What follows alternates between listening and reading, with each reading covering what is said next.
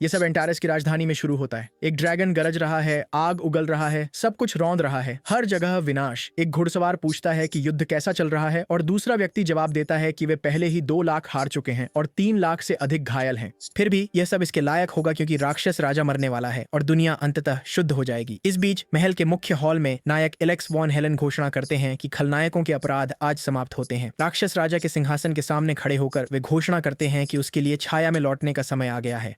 उस शापित व्यक्ति एंटारस के सम्राट, एक बूढ़े व्यक्ति जिसे साइरस के नाम से जाना जाता है, कहते हैं कि आज की तबाही उनके अपने साम्राज्य पर आई है। लेकिन लेपिनहार्ट पूछते हैं कि वे उनके साम्राज्य एंटारस को एक बुरी जगह क्यों कहते हैं। वहां भी सूरज और चांद वैसे ही उगते हैं जैसे दुनिया के किसी और हिस्से में। फिर मुक्को के नायक के रूप में जाने जाने वाले टेसरीन कहते हैं कि राजा द्वारा बनाए गए भ्रष्ट प्राणी आज उसके साथ गायब हो जाएंगे। लेकिन राजा तर्क करते हैं कि उन्होंने उन प्राणियों को कभी कोई भ्रष्ट ऊर्जा नहीं दी, उसने केवल उन्हें जीवित रहने और लड़ने का तरीका सिखाया जैसे इंसान करते हैं। वो आगे झुकता है और पूछता है कि क्या 4 राजा गिर गए हैं। साइरस जवाब देता है, हाँ, वह गंदा ऑर्क उसकी तलवार का सामना नहीं कर सका। लेपिनहार्ट को विश्वास नहीं होता कि उसने वास्तव में महान तासूत को मार डाला। सच्चाई यह है कि ऑर्क जंगली लग सकते हैं, लेकिन वे वास्तव में मासूम वफादार प्राणी थे जो शिकार और संग्रहण पर निर्भर रहते थे। टेसरीन फिर कहता है कि यह हास्यास्पद है कि उन्हें कभी 4 योद्धा राजा कहा गया, खासकर जब उस ट्रोल ने अपने पापों की कीमत चुकाई। लेपिनहार्ट को गुरुटिका नामक व्यक्ति याद आता है और वह सोचता है कि भले ही ट्रोल डरावने लगते हैं, वे सिर्फ प्राकृतिक प्राणी थे जो अपनी आत्मा को शुद्ध करने की कोशिश कर रहे थे। फिर एलियन बोलता है कि अंधकार के देवताओं की पूजा करने वाले अजीब बौने को भी सही रास्ते पर लाया गया। नायक अपने चेहरे पर हाथ रखता है, सोचता है कि ये कमीने सच में मानते हैं कि जो उनके देवता की पूजा नहीं करता वह अंधकार के देवताओं की पूजा करता होगा। जेड नामक जादूगर कहता है कि काला एल्फ भी गुजर चुका है। तभी लेपिनहार्ट को एक स्वस्थ, उपजाऊ, सुनहरे बालों वाली लड़की याद आती है और जाहिर है वे सभी को मार सकते हैं, लेकिन उसे नहीं, क्योंकि अब वह गुस्से में है। ये जानने की मांग कर रहा है कि क्या वे सच में मरने के लिए इतने उत्सुक हैं। टेसरीन चिल्लाता है कि काले एल्फ अंधकार से ग्रस्त प्राणी थे और वे किसी भी प्रकार की दया के लायक नहीं थे। लेपिनहार्ट जवाब देता है कि वह काला एल्फ नहीं है, वह सिर्फ एक सांवली एल्फ है। शाब्दिक रूप से मनुष्यों ने एल्व्स के जंगलों को नष्ट कर दिया और अब उन्हें धूप में घूमने के लिए मजबूर किया गया है, इसलिए उसने टैनिंग कर ली। लेकिन स्पष्ट रूप से नायक पूरी तरह से उसकी बातों को नजरअंदाज कर रहा है। एलेक्स कहता है कि उस तलवार के साथ उसके लिए अंत आ जाएगा। राक्षस राजा की आंखें गहरी हो जाती हैं। वो कहता है कि अब बात करने का कोई मतलब नहीं है और नायक जवाब देता है कि अगर उसके पास बुरी शक्तियां नहीं होती तो प्राणी भ्रष्ट नहीं होते। लेपिनहार्ट को एहसास होता है कि बातचीत कहीं नहीं जा रही है। उनके लिए कोई भी जाति जो उनके गुलाम के रूप में नहीं रहती थी स्वचालित रूप से अंधकार की प्राणी थी। नायक आगे बढ़ता है और लेपिनहार्ट कहता है ठीक है, वो वही राक्षस राजा बन जाएगा जो वे चाहते हैं। आधे कमरे में आग लग जाती है। वह समझाने लगता है कि बहुत समय पहले वह सिर्फ एक साधारण आर्कमिस्ट था। मनुष्यों ने पहले ही अन्य जातियों को समान बुद्धिमत्ता वाले प्राणियों के रूप में देखना बंद कर दिया था। एल्व्स को लंबे जीवन काल वाले सुंदर सेवकों के रूप में देखा जाता था। बौने अपनी कुशलता के कारण आदर्श खननदास बन गए थे। ऑर्क्स मजबूत मजदूर थे और ट्रोल्स का उपयोग उपचार औषधि बनाने के लिए किया जाता था। हर जाति को संपत्ति की तरह माना जाता था। उनकी गरिमा छीन ली गई थी। लेकिन अपनी एक यात्रा के दौरान लेपिनहार्ट ने इन जनजातियों में से कुछ से मुलाकात की और इसके माध्यम से वह समझने लगे कि वे कैसे रहते थे। साथ ही उन्होंने प्रत्येक जाति द्वारा धारण की गई अनोखी जादू विद्या के बारे में सीखना शुरू किया, जैसे कि एल्व्स का तत्वों पर नियंत्रण और ट्रोल्स द्वारा की जाने वाली जादू विद्या। इसी तरह वह इतिहास में पहले व्यक्ति बने जिन्होंने जादू के 10वें चक्र तक पहुंच बनाई। उसकी सोचने की दिशा बदलने लगी। वह अन्य जातियों को गुलाम बनते देख थक गया और उस व्यवस्था के तहत पीड़ित किसी भी व्यक्ति को बचाने लगा।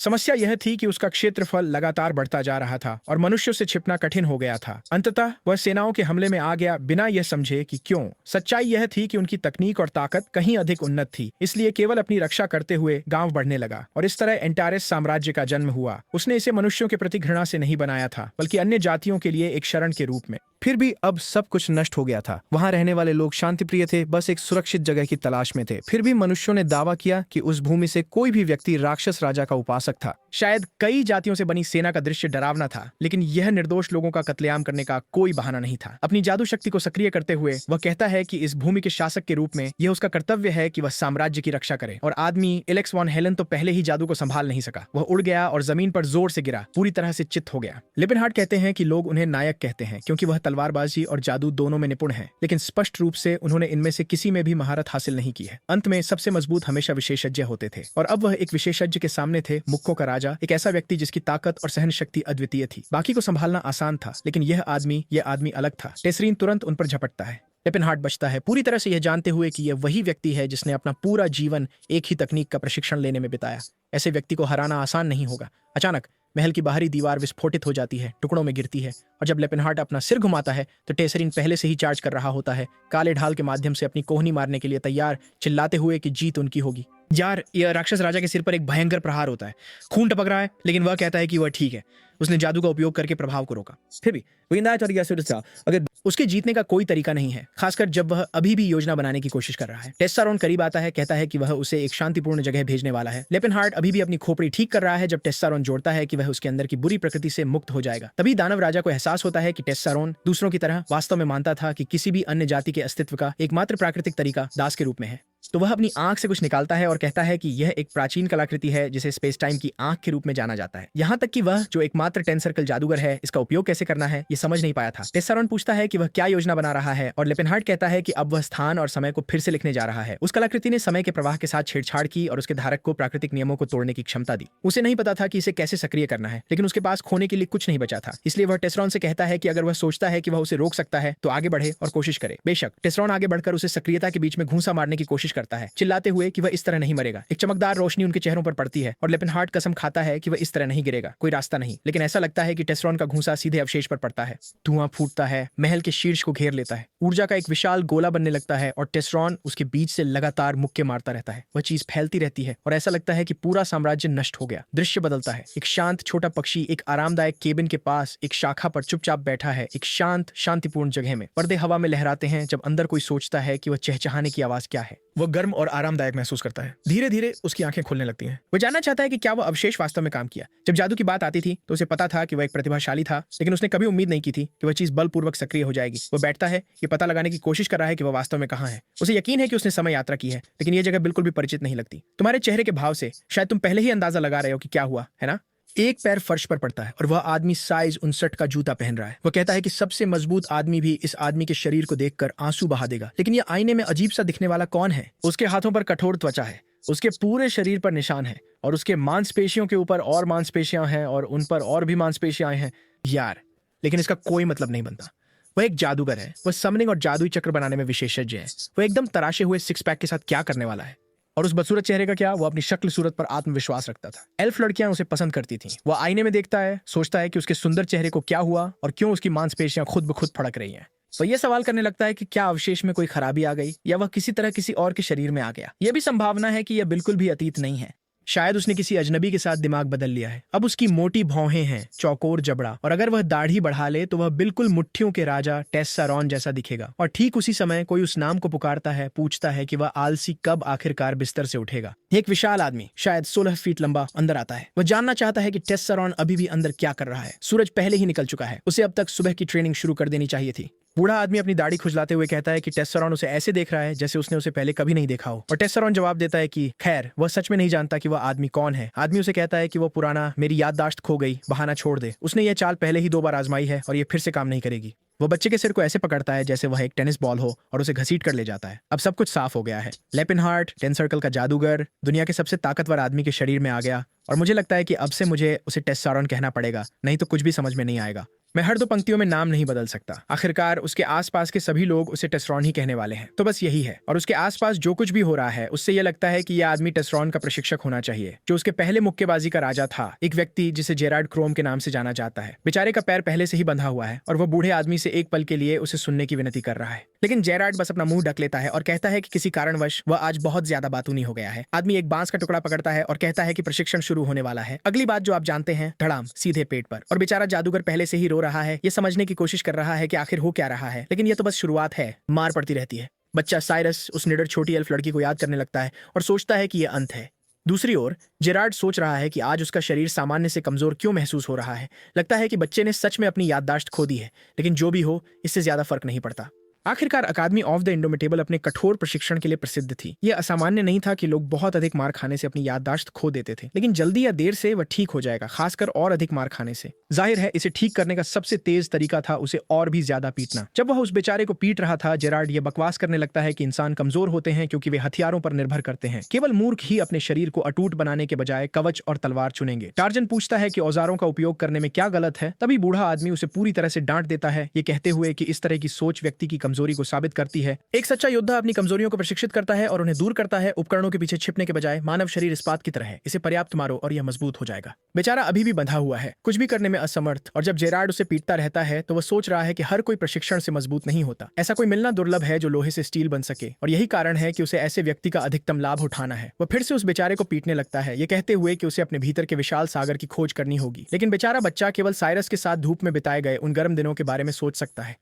वह शांति थी। अब सूरज डूब रहा है और पूरे दिन की पिटाई के बाद जेरार्ड आखिरकार कहता है कि प्रशिक्षण खत्म हो गया है और वह थोड़ी देर आराम कर सकता है। कांपते हुए बच्चा उसे धन्यवाद देता है। अपने केबिन में वापस, हालांकि वह पूरी तरह से स्तब्ध है, वह सचमुच औषधि से भरे टब में भिगो रहा है और इस दुनिया में औषधि की कीमत 10 चांदी के सिक्के होती है। पूरे बाथटब को भरने के लिए वह कल्पना भी नहीं कर सकता कि इसकी कितनी लागत होगी। वह गेरार्ड से पूछता है कि वे ऐसा क्यों कर रहे हैं और बूढ़ा आदमी समझाता है कि धातु को फिर से हथौड़े से मारने से पहले ठंडा करना पड़ता है। लेफानहार्ट प्रशिक्षण के पीछे की तर्क को समझने लगता है। वे मांसपेशियों को विनाश के कगार तक, लगभग मृत्यु तक धकेलते हैं, फिर तुरंत आभा और औषधियों का उपयोग करके पुनर्जीवित करते हैं। इस तरह शरीर को पूरी तरह से नुकसान का एहसास होने से पहले ही वह ठीक हो जाता है। ये वास्तव में सहन शक्ति बढ़ाने का एक अत्यधिक प्रभावी तरीका है। यह साबित करता है कि यह दृष्टिकोण सिर्फ बेमतलब की क्रूरता नहीं है और वह जानता है कि उस लड़ाई में टेसरीन का शरीर कितना मजबूत था। कम से कम अब उसे यकीन है कि वह वास्तव में अतीत में है। लेकिन फिर सवाल उठता है, इस समय रेखा में लेफानहार्ट के साथ क्या हुआ? अब उसका छोटा शरीर कहाँ है और क्या कर रहा है? क्या एक ही आत्मा के 2 संस्करण वास्तव में एक ही समय रेखा में मौजूद हो सकते हैं? उसके लिए केवल 2 संभावित उत्तर हैं। पहला, कि उसका छोटा संस्करण वर्तमान में अपने मूल शरीर में जीवित और स्वस्थ है, जबकि उसका बड़ा मन टेसरीन के शरीर में फंसा हुआ है। दूसरा, कि छोटे लेफानहार्ट का शरीर अब फिस्ट्स के राजा की आत्मा को धारण कर रहा है।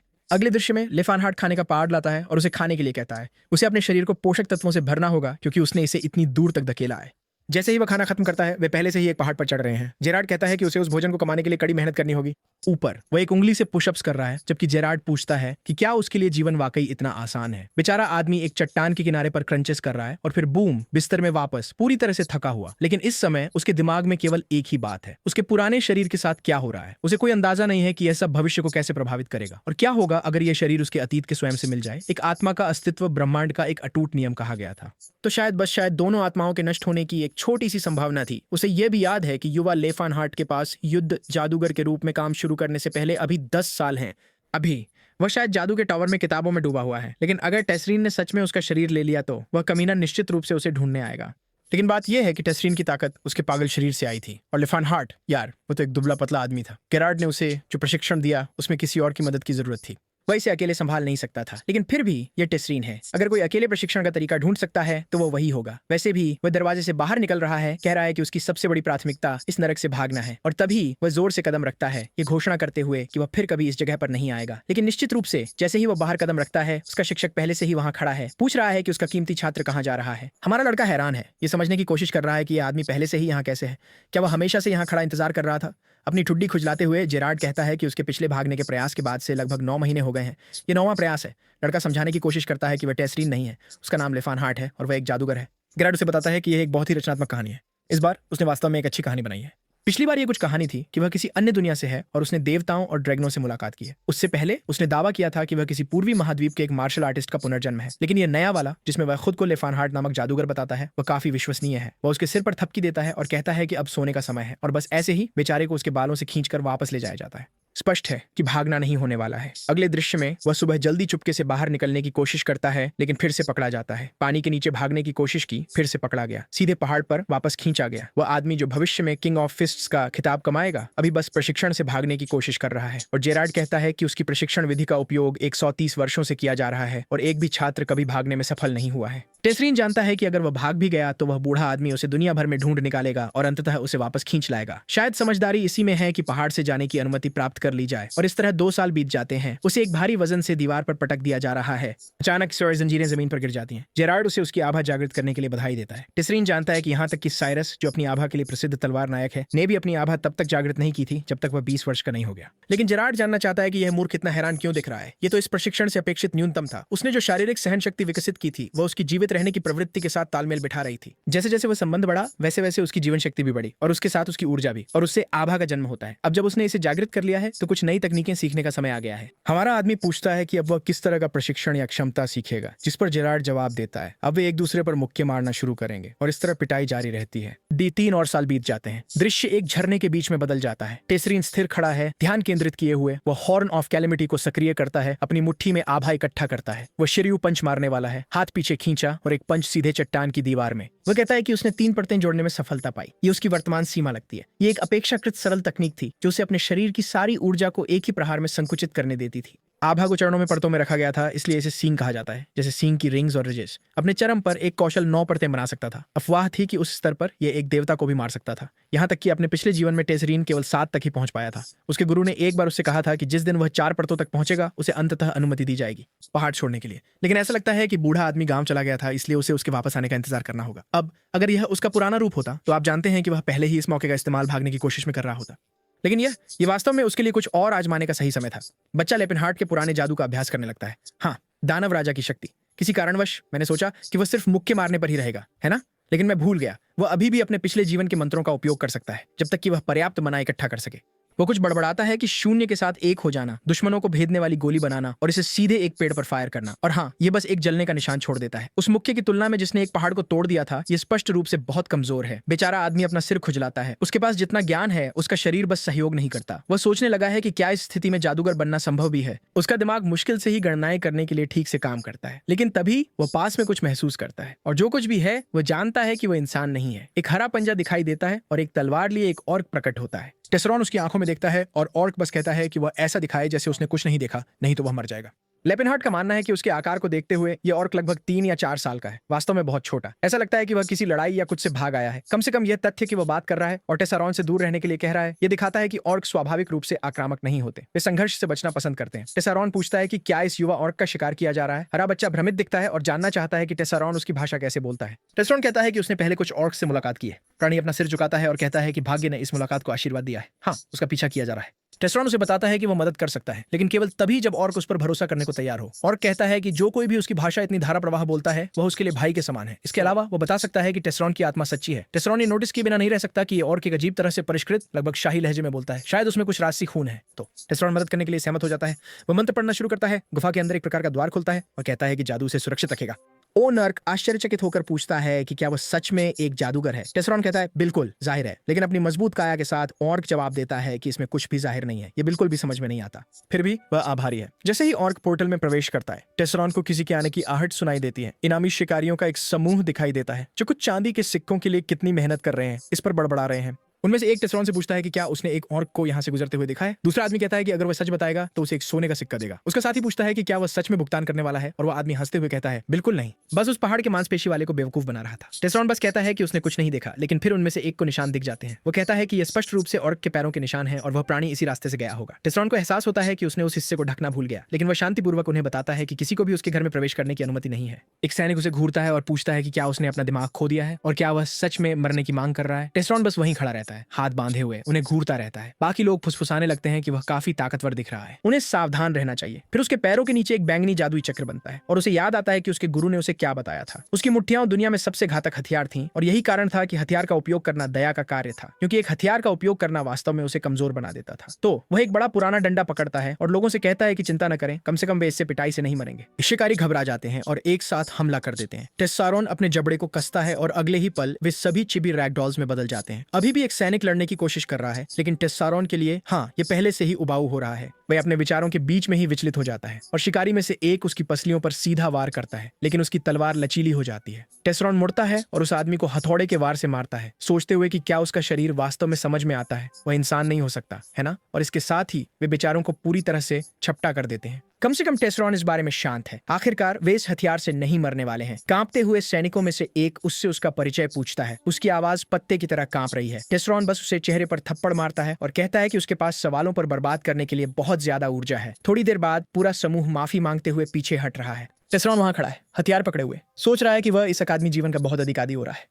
उसी क्षण ऑर्क फिर से प्रकट होता है, कहता है कि वह बेहद आभारी है कि टेस्सरॉन ने उसे बचाया और वह इसे अपनी मृत्यु तक कभी नहीं भूलेगा। लेपिनहार्ट उसे बताता है कि एक योद्धा को इतनी आसानी से सिर नहीं झुकाना चाहिए, लेकिन ऑर्क जवाब देता है कि टेस्सरॉन अब उसका गुरु है और जब समय आएगा तो वह उसकी तलवार पर भरोसा कर सकता है। टेस्सरॉन जानता है कि ऑर्क संस्कृति में एक गुरु वह होता है जिसे वे गहराई से सम्मान करते हैं, लगभग एक पवित्र व्यक्ति की तरह। फिर ऑर्क उसका नाम पूछता है। अजीब बात है, टेस्सरॉन टेस्सरॉन कहना शुरू करता है, लेकिन रुक जाता है। वह कहता है कि उसका नाम लेपिनहार्ट वॉल्ड एंटारेस है, तो लगता है कि मैं उसे बिना वजह टेस्सरॉन कह रहा था, है ना? वह आदमी आखिरकार लेपिनहार्ट के साथ ही रह रहा है और ऑनर्ड कहता है कि वह उस नाम को याद रखेगा। हमारा लड़का फिर पूछता है कि उसके पास वास्तव में क्या विकल्प है। इंसान दुनिया पर कब्जा कर रहे हैं तो वह आखिर कहाँ जाए? ऑर्क जवाब देता है कि महाद्वीप विशाल है, उसे कहीं ना कहीं ऐसा स्थान मिलना चाहिए जहां वह शांति से रह सके, गुलाम बनकर नहीं।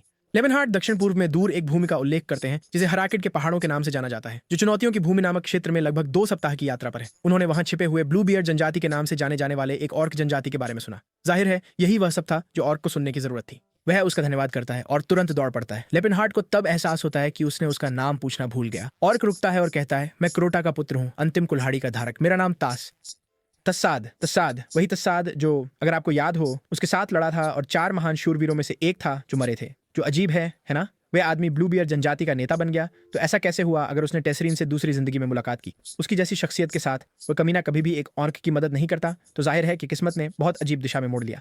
फिर भी यह एक अजीब संबंध था। वह साम्राज्य, तस्साद, ऑर्क्स, एल्फ लड़की और बौने के बारे में सोचता है जब वह सिंहासन पर मुस्कुराते हुए बैठा है। वह आशा करता है कि किसी दिन उसे उन सभी से फिर से मिलने का मौका मिलेगा। उस अजीब मुलाकात के 6 महीने बाद तस्साद के साथ जेरार्ड छलांग लगाने की तैयारी करता है और उसे खुद को संभालने के लिए कहता है। एक ऊर्जा का विस्फोट होता है और आदमी, आप सोचेंगे कि इतने समय के बाद बच्चा बहादुर होगा, लेकिन नहीं, वह वहां खड़ा है, डर से कांप रहा है। वह समय पर स्पाइरल गार्ड सक्रिय करता है और जेरार्ड उसे बधाई देता है, कहता है कि उसने आखिरकार इसे सीख लिया है। ऐसा लगता है जैसे कल ही की बात हो जब वह खुद को लेपिनहार्ट कह रहा था और इस जगह से भागने की कोशिश कर रहा था। हमारा लड़का जवाब देता है कि वह 6 साल पहले की बात है, तो अब क्यों इसे उठा रहे हो? जिस पर जेरार्ड कहता है कि वे 10 साल से साथ में प्रशिक्षण कर रहे हैं, लेकिन अब जाकर वह प्रगति दिखा रहा है। केवल एक सवाल बचा है, वह अब भी इतना छोटा क्यों है? लेपिनहार्ट विरोध करता है, कहता है कि वह 1.90 मीटर है, वह छोटा नहीं है। लेकिन जेरार्ड जवाब देता है कि इस अकादमी के हर वंशज की ऊंचाई कम से कम 2 मीटर होती है। उसे वे श्वास अभ्यास छोड़ने चाहिए जो उसे सौंपे गए थे।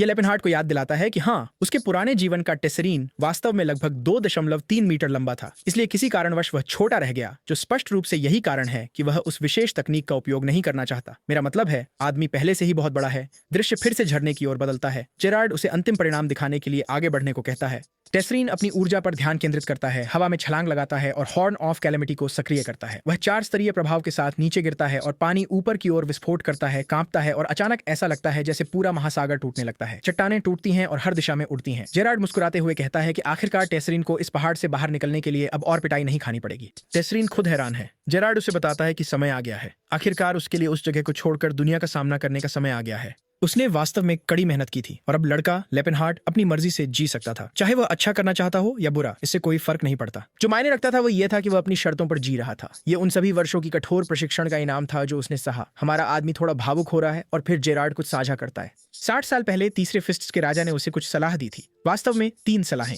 पहली, बहुत सारा पैसा कमाओ, लेकिन कभी भी बेईमानी से नहीं। लेपिनहार्ट पूछता है कि यह कैसे समझ में आता है? खलनायक बनकर भी चोरी नहीं करना। जी। जेरार्ड जवाब देता है कि अगर तुम खलनायक बनने जा रहे हो तो कम से कम एक शालीन खलनायक बनो, एक ऐसा व्यक्ति जो अभी भी गरिमा बनाए रखता है। ये तो उस गरीब आदमी को और भी ज्यादा उलझन में डाल देता है। ये गरिमामय खलनायकों के बारे में क्या बकवास है? जेरार्ड प्रतिक्रिया को नजरअंदाज करता है और आगे बढ़ता है। दूसरी सलाह, हमेशा उन लोगों के साथ खड़े रहो जिनके साथ गलत हुआ है। अगर तुम एक अच्छी जिंदगी जीने वाले हो तो ऐसी जियो जो सम्मान कमाए। लेपिनहार्ट पूछता है, अगर जिसने गलत किया वो कमजोर नहीं है? और जेरार्ड कहता है, कमजोर हमेशा पीड़ित नहीं होता और वैसे भी तुम बहुत ज्यादा ताकतवर हो।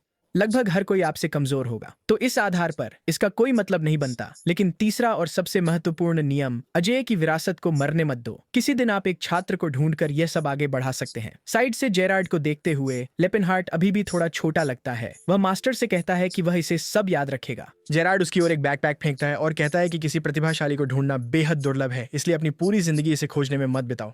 बस ये सुनिश्चित करें कि जब आपको कोई मिल जाए तो उसे जाने न दें। बैग में थोड़े पैसे और कुछ यात्रा के कपड़े हैं, लेकिन हमारा लड़का थोड़ा निराश दिखता है। उसे केवल 30 चांदी के सिक्के मिले। उसके अनुसार उसका गुरु पूरे राज्य के सबसे अमीर लोगों में से एक था, लेकिन जेरार्ड बस कंधे उचकाता है और कहता है कि छात्रों को कम भुगतान करना परंपरा है। जब वह गया था तो उसे केवल 25 मिले थे। हालांकि उसे थोड़ा खुश करने के लिए वह एक विशेष उपहार का जिक्र करता है जो एक निश्चित पहाड़ पर छिपा हुआ है, स्थान नक्शे पर चिन्हित है। अगर वह पास में हो तो उसे वहां रुकना चाहिए। पूरी तरह से तैयार, बैग पीठ पर लटकाए, लेपिनहार्ट खुद से पूछता है कि क्या वह वास्तव में इस तरह से जा सकता है। वह पहाड़ी जीवन का इतना आदी हो गया है कि अब उसे यकीन नहीं है कि स्वतंत्र जीवन जीना कैसा लगता है। लेकिन फिर पहाड़ के बीच से एक ऊर्जा की लहर उठती है और वह जेरार्ड की आवाज सुनता है, इस विदाई को अपने प्रस्थान पर भारी मत होने दो। दुनिया की सबसे शक्तिशाली तकनीकों में से एक में महारत हासिल करने की विरासत का सम्मान करो। और बस इसी तरह वह गरीब लड़का पहाड़ से नीचे दौड़ता हुआ दुनिया का सामना करने के लिए तैयार हो जाता है।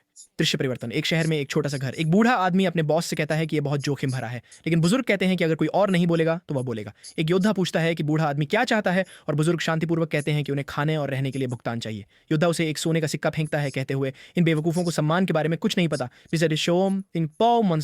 ये तो बहुत ज्यादा होना चाहिए। बूढ़ा आदमी उसे देखता है और योद्धा को यकीन है कि उस आदमी ने पहले कभी ऐसा नहीं देखा होगा। जब तक कि बुजुर्ग जवाब नहीं देते कि यह तो बहुत कम है, योद्धा उसे घूरता है और पूछता है कि क्या वह उसे बेवकूफ समझता है, जैसे कि उसे बाजार की कीमतों का पता नहीं है। और फिर वे बूढ़े आदमी के चेहरे पर मुक्का मारता है, कहते हुए कि उसमें हिम्मत है कि वह एक योद्धा को इस तरह धोखा देने की कोशिश कर रहा है। लेकिन बुजुर्ग केवल अपने आप से सोचते हैं, ये कमीने कुछ नहीं बल्कि साधारण डाकू हैं। उन्होंने घर ले लिया, खाना ले लिया और अब वे बदले में केवल एक सिक्का देना चाहते हैं। अचानक कोई बूढ़े एडवर्ड से पूछता है कि क्या हुआ। वह मुड़कर स्टीफन से कहते हैं कुछ नहीं, लेकिन कमीना बस कहता है कि यह जगह दुखी लोगों से भरी है, इसलिए आप नहीं कर सकते। साधारण लोगों पर दया दिखाओ, उन्हें अपनी जगह नहीं पता और उन्हें नहीं पता कब रुकना है। अगला अध्याय, हम उस ठंडी जिंदगी की ओर बढ़ते हैं जो लेपिनहार्ट जीते थे, है ना?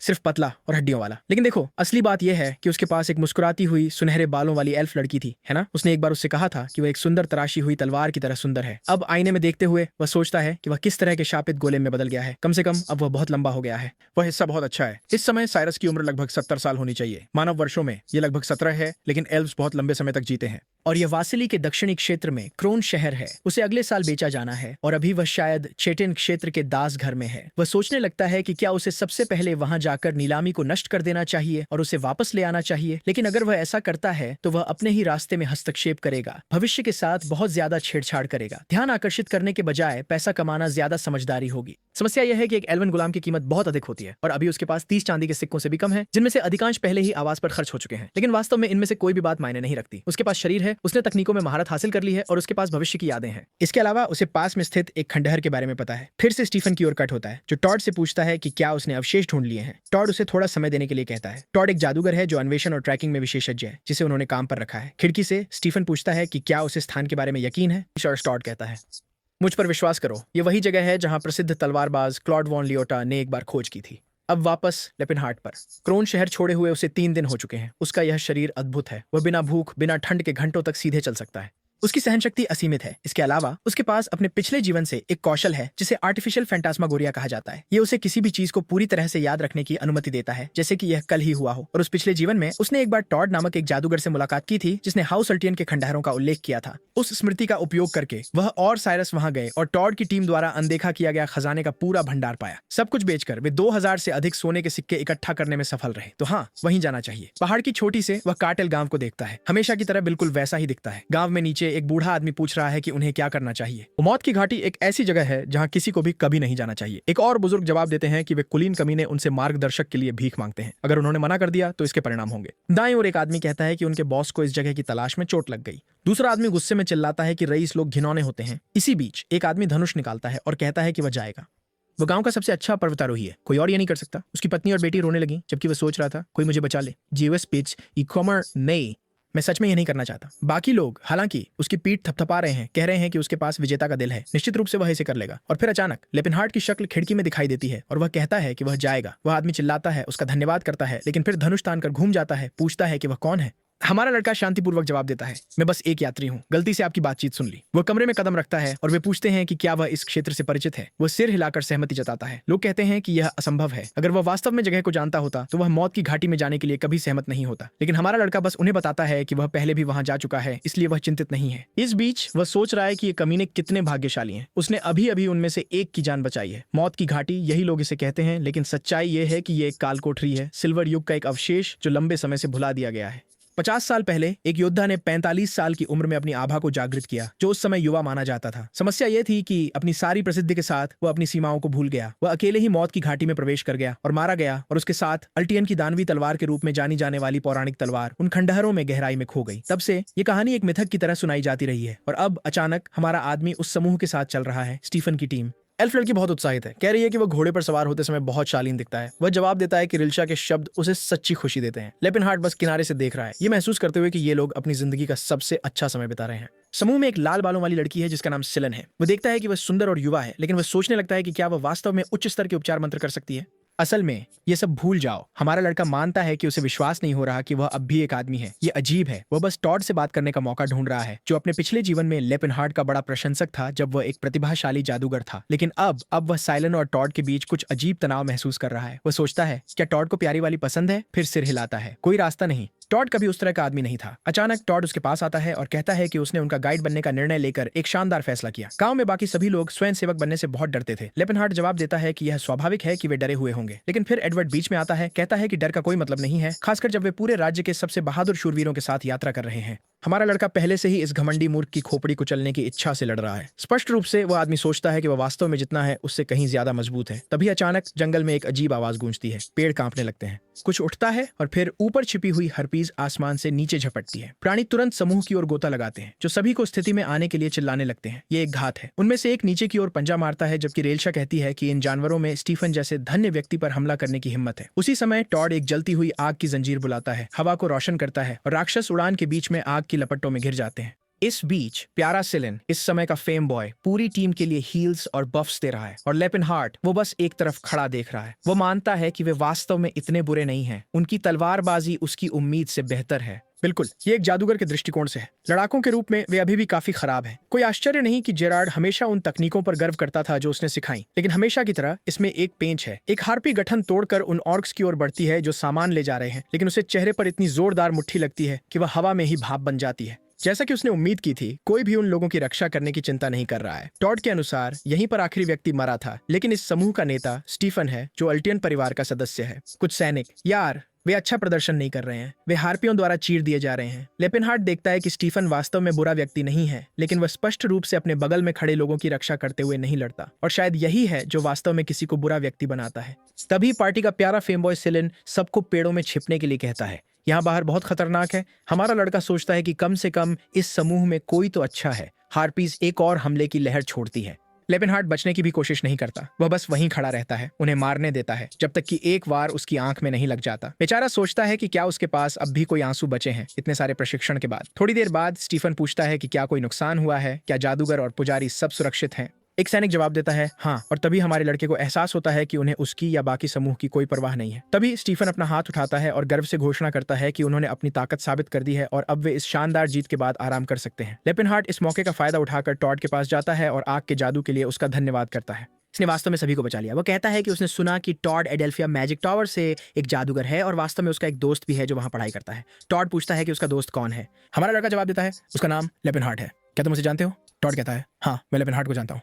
मुझे बस ये उम्मीद नहीं थी कि आप जैसे कोई उसके दोस्त होंगे। इतना बड़ा मजबूत आदमी, वो बच्चा तो प्यारा दयालु था। और इसी तरह लेपिनहार्ट तुरंत समझ जाता है कि ये आदमी सच में अजीब है। टॉड पूछता है कि वह ये सब क्यों उठा रहा है और हमारा लड़का पूछता है कि क्या उसे पता है कि वो बच्चा कहाँ से प्रशिक्षण शुरू कर रहा था, उसका शरीर कैसा है। टॉड जवाब देता है, ओह, वह हमेशा की तरह है, नुकीली छोटी नाक, रत्न जैसी आंखें और रेशम जैसी मुलायम त्वचा। और उसी क्षण लेपिनहार्ट समझ जाता है कि यह अजीब आदमी कुछ भी अच्छा नहीं सोच रहा है। वह तो लार भी टपका रहा है भगवान के लिए। शुक्र है सिलिन पास आती है और पूछती है कि क्या उसे चोट लगी है। वो कहता है कि वह ठीक है और उसे ऑर्क्स की जांच करने के लिए कहता है। वो उन्हें ठीक करने जाती है, लेकिन ऑर्क्स कहते हैं कि उसे चिंता करने की जरूरत नहीं है, वो ठीक है, उसे उन जैसे लोगों पर अपनी मना बर्बाद नहीं करनी चाहिए। एक सैनिक हंसते हुए पूछता है कि वह राक्षसों पर जादू क्यों बर्बाद कर रही है, वे खुद ही ठीक हो जाएंगे। लेपिनहार्ट नोट करता है कि कैसे ऑर्क्स को कुत्तों की तरह, या सच कहें तो कुत्तों से भी बदतर तरीके से व्यवहार किया जा रहा है। वह कई कुत्तों को जानता है जिनके साथ अधिक दयालुता से व्यवहार किया जाता है। तभी स्टीफन उसे बुलाता है, अरे गाइड, चलो चलते हैं। हमारा लड़का अंदर से गुस्से में है, लेकिन एक बेवकूफी भरी मुस्कान बनाकर रास्ता दिखाता है। कुछ घंटे बीत जाते हैं। सेना के सैनिक थके हुए दिख रहे हैं। जाहिर है कि वे भेड़ियों के झुंड, 20 से अधिक ओगर्स और पूरे राक्षसों के झुंड से टकरा गए। वे सोच रहे हैं कि यह पहाड़ इतना खतरों से भरा क्यों है, लेकिन निश्चित रूप से ऐसा इसलिए है क्योंकि लेपिनहार्ट उन्हें सीधी रेखा में ले जा रहा है। खतरे से बचने के बजाय सीधे उसमें से गुजर रहा है। वह भले ही एक सैनिक की तरह दिखता हो, लेकिन वह एक जादूगर है और जादूगर का काम कुशलता से होता है। वह खुद को अधिक खतरे में नहीं डालेगा सिर्फ इस समूह के लिए चीजों को तेजी से करने के लिए। स्टीफन पूरी तरह से थक चुका है और बड़बड़ाता है कि अब उसे समझ में आया कि सर क्लॉड यहाँ क्यों मरे, लेकिन तभी उसका चेहरा बदल जाता है। उन्होंने आखिरकार एक कालकोठरी ढूंढ ली। वह पूछता है, क्या यही जगह है? टॉड सिर हिलाता है, बिल्कुल।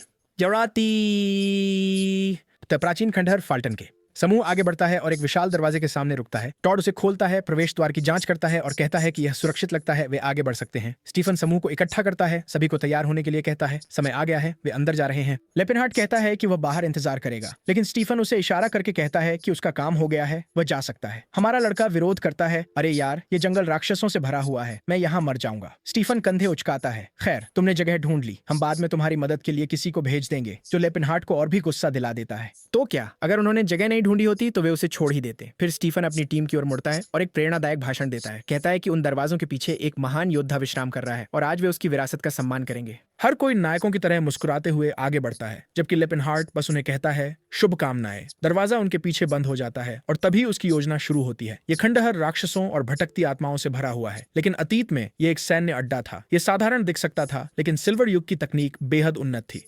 यही कारण है कि यह जगह इतनी मूल्यवान है। हॉल से गुजरते हुए लेपिनहार्ट बड़बड़ाता है कि वह यहाँ आखिरी बार बहुत समय पहले आया था। अपने पिछले जीवन में उसने और सिरास ने इन्हीं रास्तों पर चलना किया था। लड़की, जो बहुत खूबसूरत दिख रही है, कहती है कि वह दीवारों के पार एक परी की आवाज सुनती है। अगर कहीं से आवाज आ रही है तो इसका मतलब है कि वहां एक छिपा हुआ द्वार है, और हाँ, वही है जिसने खजाने का कमरा खोजा। अचानक स्क्रीन पर एक मोजेक चमक उठता है। आखिर उन्होंने उस काल कोठरी के खजाने के तहखाने में क्या किया? यार, लेपिनहार्ट का पुराना जीवन वाकई बेहतर था। वह दीवार पर नक्काशी को देख रहा है, कह रहा है कि यह लिबर लिपि में लिखा एक कोड है जिसमें पानी और पृथ्वी के प्रतीकों के उल्टे क्रम है। वह इसे डिकोड करने की पूरी कोशिश कर रहा है, लेकिन यार, उसका दिमाग अब निश्चित रूप से पहले जैसा नहीं है। फिर भी थोड़ी देर बाद तंत्र क्लिक करता है। क्लिक खुलता है। वह अपनी कोट को फर्श पर फेंक देता है, कहते हुए कि वह कुछ ऐसा बर्बाद नहीं करने वाला जो 10 चांदी के सिक्कों में आया था। बिल्कुल नहीं। अब बिना शर्ट के, पूरी तरह से तैयार, वह घोषणा करता है कि अब समय आ गया है ये देखने का कि यह शरीर वास्तव में क्या कर सकता है। लेकिन तभी वह चीखें सुनता है। उसे पता है कि आवाजें दूसरी तरफ से आ रही हैं, लेकिन देखो, खजाना तो यही है। क्यों वापस जाएं? फिर उसे याद आता है जब वह एरिस के साथ यहाँ आया था, उसने अपनी जादू से वस्तुओं का पता लगाया और वे सुरक्षित बाहर निकल गए। लेकिन ये समूह जो वह लाया है, वे किसी और क्षेत्र से जा रहे हैं और शायद किसी जाल को सक्रिय कर दिया है या कुछ। ये जरूर अराजकता होगी। एक सैनिक पहले ही गिर चुका है। गर्दन के आर पार छुरा घोंपा गया है।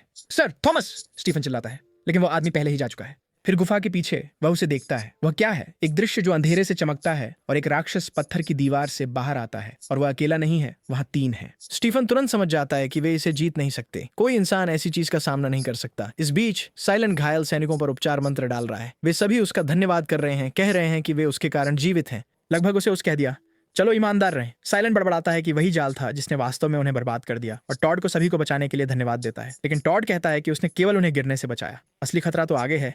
सीढ़ियों के ऊपर सैनिक गुड़ियों की तरफ फेंके जा रहे हैं। राक्षस तेजी से पास आ रहे हैं। हर कोई घबरा रहा है, चिल्ला रहा है और भाग रहा है। साइलन अपनी जगह पर डटा रहता है। पूरे कमरे में बफ्स और दिव्य आशीर्वाद डालता है। वह एक शापित दिखने वाला राजदंड बुलाता है, सभी को साहस और ऊर्जा से भर देता है। साइलन की शक्ति से समूह प्रकाश और संकल्प से भर जाता है, जबकि टॉड पीछे सोच रहा है, ये आदमी इतनी पवित्र ऊर्जा कहां से ला रहा है। फिर भी वे सब आगे बढ़ते हैं। हर कोई पूरी तरह से उत्साहित होकर दौड़ता है, यहाँ तक कि टॉड भी। और अजीब बात यह है कि वह अजीब चेहरे बना रहा है और तलवारें फेंक रहा है जैसे वह मंच पर करतब दिखा रहा हो।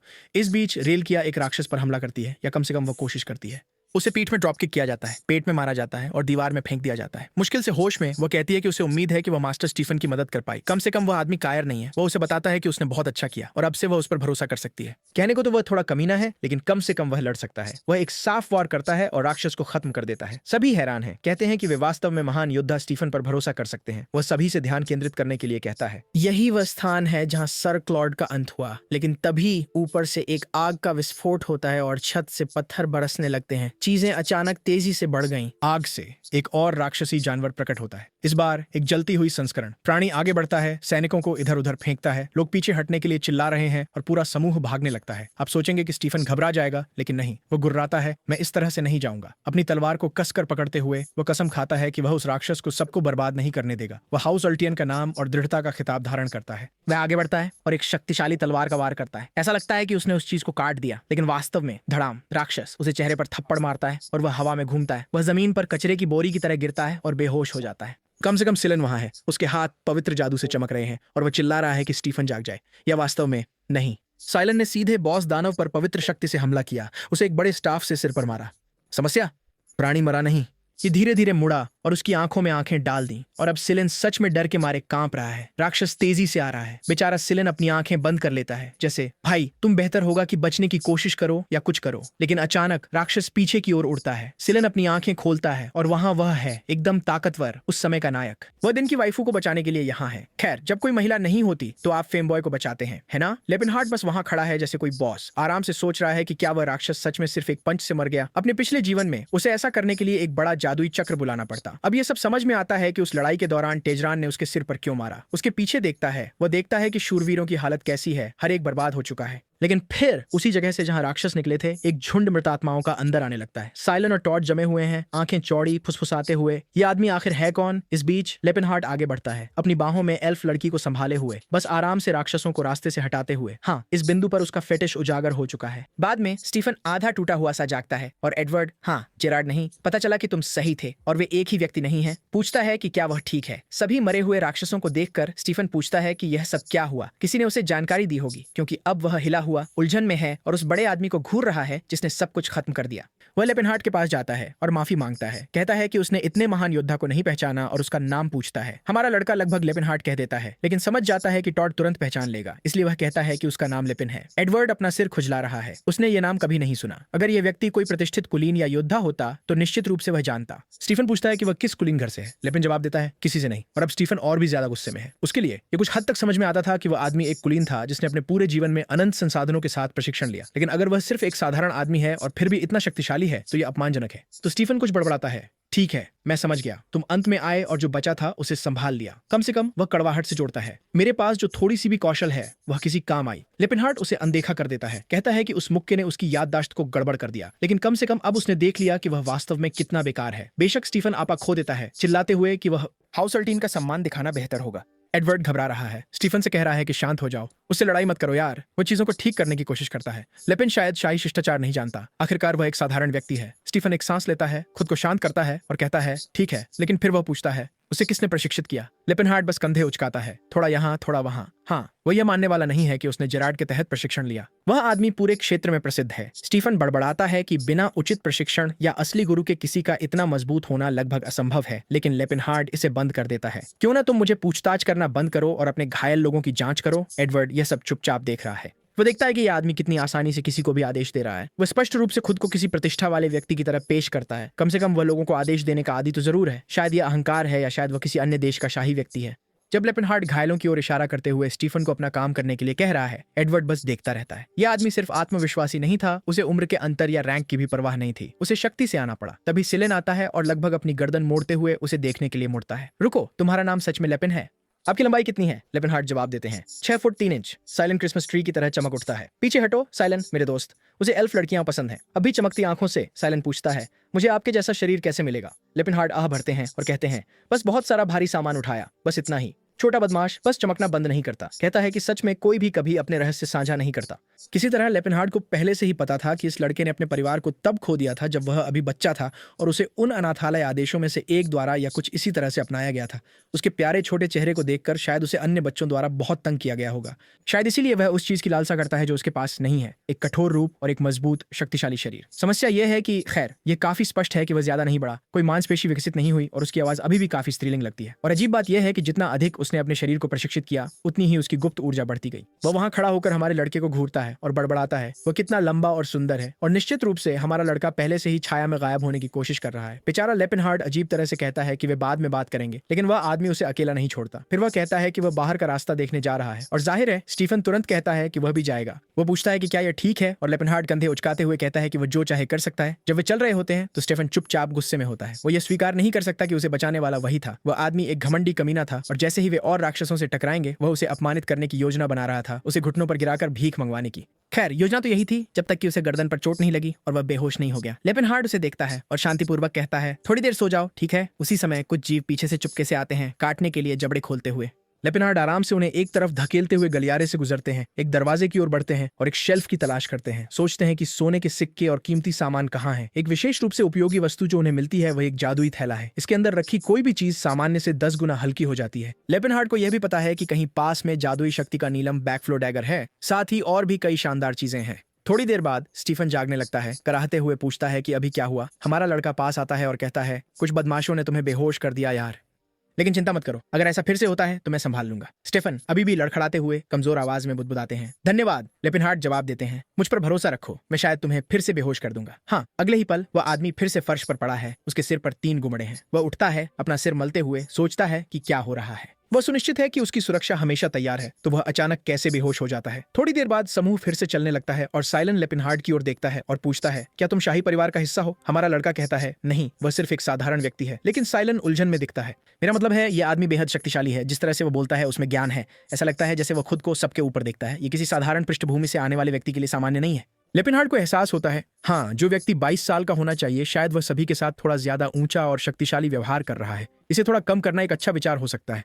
बाद में वे एक बड़े दरवाजे तक पहुंचते हैं और मुझे लगा कि वे उस सारी अफरा तफरी के बाद बाहर निकलने की ओर जा रहे थे, लेकिन नहीं, वे जाते हैं और उस कमरे को खोलते हैं जिसे ग्रेल बीट्स के नाम से जाना जाता है। लेपिनहार्ड वहां खड़ा है, उलझन में, सोच रहा है कि यह चीज यहाँ क्या कर रही है। उसे अपने पिछले जीवन में ऐसा कुछ देखने की याद नहीं है। स्टीफन पहले से ही खुद को संभाल रहा है, स्पष्ट रूप से सिर पर एक और अप्रत्याशित चोट लगने से डर रहा है। वह सभी को ध्यान केंद्रित करने के लिए कहता है। प्राणी एक भयानक गर्जना करता है और लेपिनहार्ड तुरंत कहता है कि उन्हें पीछे हटना चाहिए। इस टीम की ताकत के साथ उनके जीतने की कोई संभावना नहीं है। लेकिन स्टीफन के पीछे खड़ा एक सैनिक राक्षस के हाथ की ओर इशारा करता है और उसे तलवार देखने के लिए कहता है। यह अल्टीन की प्रसिद्ध तलवार है जो स्टीफन के परिवार की मानी जाती है। हालांकि एडवर्ड कहता है, भूल जाओ यार, हम उस राक्षस को नहीं हरा सकते। ये बहुत खतरनाक है। बेहतर होगा कि पीछे हटें, एक नई पार्टी इकट्ठा करें और अगर वे कोई मौका चाहते हैं तो फिर से समर्थन के साथ आएं। लेकिन स्टीफन, यार, वह तो जैसे फिर से बचाए जाने के लिए उत्सुक था। कहता है, कोई रास्ता नहीं, वह वहां मरना पसंद करेगा बजाय पीछे हटने के। उसने अपनी तलवार उठाई, बाकी सभी को भी ऐसा करने का आदेश दिया और चिल्लाया कि वे हमला करने जा रहे हैं। लेपिनहार्ड, जो एक तरफ खड़ा था, ने बस अपने आप से सोचा, यह आदमी सच में बेवकूफ है। ऐसा लग रहा था कि वे आयामी विकृतियों या सिल्वर एज के तथाकथित कालकोठरी खुद को स्वतंत्र रूप से बनाए रखने में सक्षम थे। किसी तरह वह प्राणी किसी प्रकार की टूटी हुई प्रणाली के कारण कालकोठरी प्रणाली द्वारा अवशोषित हो गया था। दूसरे शब्दों में, ये एक ऐसा प्राणी था जो खुद डंगोनन से पोषण लेता था, जिसे गार्जियन के रूप में जाना जाता है। और समस्या यह है कि एक बार जब कोई प्राणी डंगोनन के साथ मिल जाता है तो वह पहले से कहीं अधिक शक्तिशाली हो जाता है। इसके अलावा ये वही चीज होनी चाहिए जिसने अतीत में उस व्यक्ति को मारा था, जिसका मतलब है कि यह निश्चित रूप से वहां का सबसे शक्तिशाली प्राणी है। फिर भी स्टीफन समूह को उत्साहित करते हुए कहता है, राक्षस जंजीरों में बंधा है कि वे इसे आसानी से हरा सकते हैं। उस समय लेपिनहार्ड एडवर्ड की ओर मुड़कर पूछता है, दोस्त, तुम लोग सच में उस चीज से लड़ने जा रहे हो? तुम्हारे पास कोई मौका नहीं है, सब मरने वाले हैं। लेकिन वह कमीना बस पीछे मुड़कर कहता है कि वह चेतावनी की सराहना करता है, लेकिन वह सिर्फ एक आवारा है जो नहीं समझता कि सम्मान का क्या मतलब है। इस दुनिया में कुछ चीजें हैं जिनके लिए अपनी जान जोखिम में डालना सही है। और फिर वह अपनी तलवार ऊंची उठाकर आगे बढ़ता है। इस बीच हमारा लड़का बस खड़ा है और सोच रहा है कि वह इन शूरवीरों की मदद क्यों कर रहा है। उसे बस उन्हें मरने देना चाहिए। हमारा प्यारा लड़का सिलेन एक तरफ देवी के आशीर्वाद के लिए प्रार्थना कर रहा है। सभी सैनिक तैयार होकर दौड़ते हैं जब तक कि उनमें से एक को छाती में चोट लगती है और वह कमरे के पार फेंक दिया जाता है। लेपिनहार्ड बस अपना सिर हिलाता है। हाँ, उसे पता था कि ऐसा होने वाला है। एक और उड़ जाता है जबकि प्राणी अपनी तलवार घुमाता है और सभी को बिखेर देता है। अब हमारे आदमी ने पहले ही समझ लिया है कि स्टीफन किस तरह का आदमी है। चाहे आप उसे कितना भी समझाने की कोशिश करें, वह आगे बढ़ता रहेगा। दूसरी ओर एडवर्ड ऐसा लग रहा था जैसे वह थोड़ा अधिक समझदार हो सकता है। शायद कुछ वार सहने के बाद उसे समझ आ जाए। वह इधर उधर कूद रहा था, यहाँ वार कर रहा था और वहां बच रहा था। लेकिन लेपिनहार्ड के लिए यह ऐसा था जैसे एक मधुमक्खी इंसान को डंक मारने की कोशिश कर रही हो। अधिक से अधिक ये एक खरोंच छोड़ सकता है। सिलिन अभी भी अपने पवित्र अग्नि मंत्रों का जाप कर रहा था। कंकाल राक्षस के चारों ओर आग उगल रहा था। उसने एक जोजो पोज भी मारा और कुछ ऐसा चिल्लाया, पवित्र अग्नि में जलो। उसने लगातार 3 हमले किए। उसी समय एल्फ लड़की ऊपर से वार करने लगी और यहाँ तक कि स्टीफन ने भी एक ठोस चाल चली। लेपिनहार्ड को मानना पड़ा कि वह कुशल थी। वह एडवर्ड से बेहतर थी और शायद केवल स्टीफन के बाद दूसरे स्थान पर थी।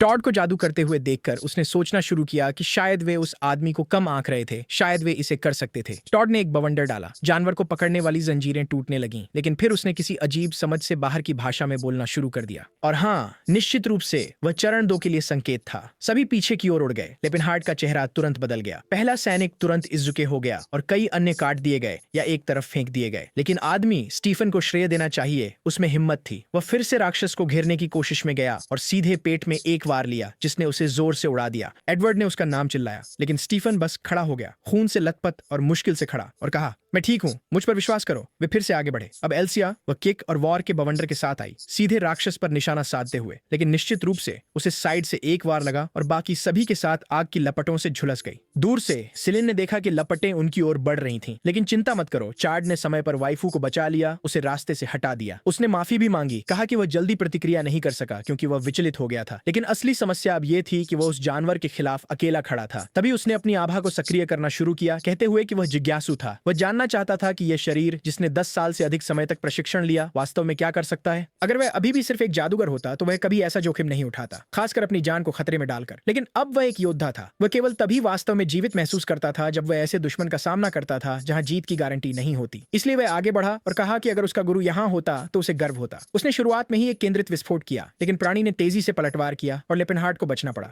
फिर भी कंधे पर हल्की सी चोट लगी।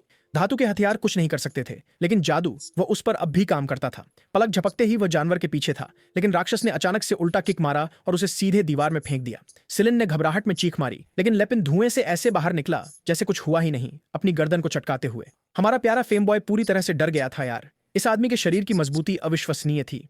लेपिन हार्ट ने सोचा, अगर मैंने अभी पीछे नहीं हटता तो शायद मुझे पलटवार करने का मौका मिल जाता। ये लड़ाई पूरी तरह से प्रतिक्रिया की परीक्षा बन गई, जैसे कि पहले जेरार्ड के साथ होती थी। उसे नहीं पता था कि उस राक्षस की दहाड़ का क्या मतलब था, लेकिन उसने उसका स्वागत किया। आओ भिड़ो। दोनों के बीच क्रूर टकराव हुआ, जबकि स्टीफन बस वहीं खड़ा था, ये सोचकर कि वह आभा क्या थी। बिना किसी उपाधि या वंश के एक आदमी आभा कैसे प्रकट कर सकता है? कुछ ऐसा जो उसने, एक कुलीन व्यक्ति ने, अभी तक हासिल नहीं किया था। इस आदान प्रदान को देखते हुए वो मुश्किल से समझ पा रहा था कि वो क्या देख रहा है, ये आदमी कौन है और ये कहां से आया है। इस बीच हमारा लड़का उस प्राणी के साथ मुक्केबाजी कर रहा था जैसे ये एक बॉक्सिंग मैच हो। उसने एक और हमले को चकमा दिया और कहा, ये चालें अब बहुत ही अनुमानित हो रही हैं, अब बहुत ही सरल। उसने प्राणी के हाथ पर एक और साफ प्रहार किया और ऐसा लग रहा था कि उसने उसे पूरी तरह से उखाड़ दिया हो। लेकिन समस्या यह है कि डंगोनन के संरक्षक चाहे जितना भी पीटे, मरते नहीं हैं। ऐसा इसलिए है क्योंकि डंगोनन खुद उन्हें ऊर्जा और उपचार देता रहता है। जानवर ने एक और विस्फोट की तैयारी की, लेकिन लेपिन हार्ट ने फिर से बचाव किया। उसने उसके हाथ को पकड़ा, चेहरे पर एक किक मारी और फिर घूंसे की बौछार की। जब वे इस तरह से वार कर रहे थे, सभी सैनिक बस खड़े होकर अविश्वास में देख रहे थे। लेपिन हार्ट को एहसास हुआ कि वह शायद जितना ध्यान चाहता था उससे थोड़ा अधिक आकर्षित कर रहा था। उसने सोचा कि बेहतर होगा कि बस हॉर्न ऑफ कैलेमिटी का उपयोग करके इसे समाप्त कर दिया जाए, लेकिन पूरे काल कोठरी को गिराने और सभी को मारने का जोखिम अभी भी बहुत अधिक था। पीछे से टॉड चिल्लाया, लेपिन तलवार का उपयोग करो यार, हम इसे पवित्र ऊर्जा से बढ़ाएंगे और तुम इसे खत्म कर सकते हो। लेकिन हमारे लड़के ने बस वापस चिल्लाया, मुझे नहीं पता कैसे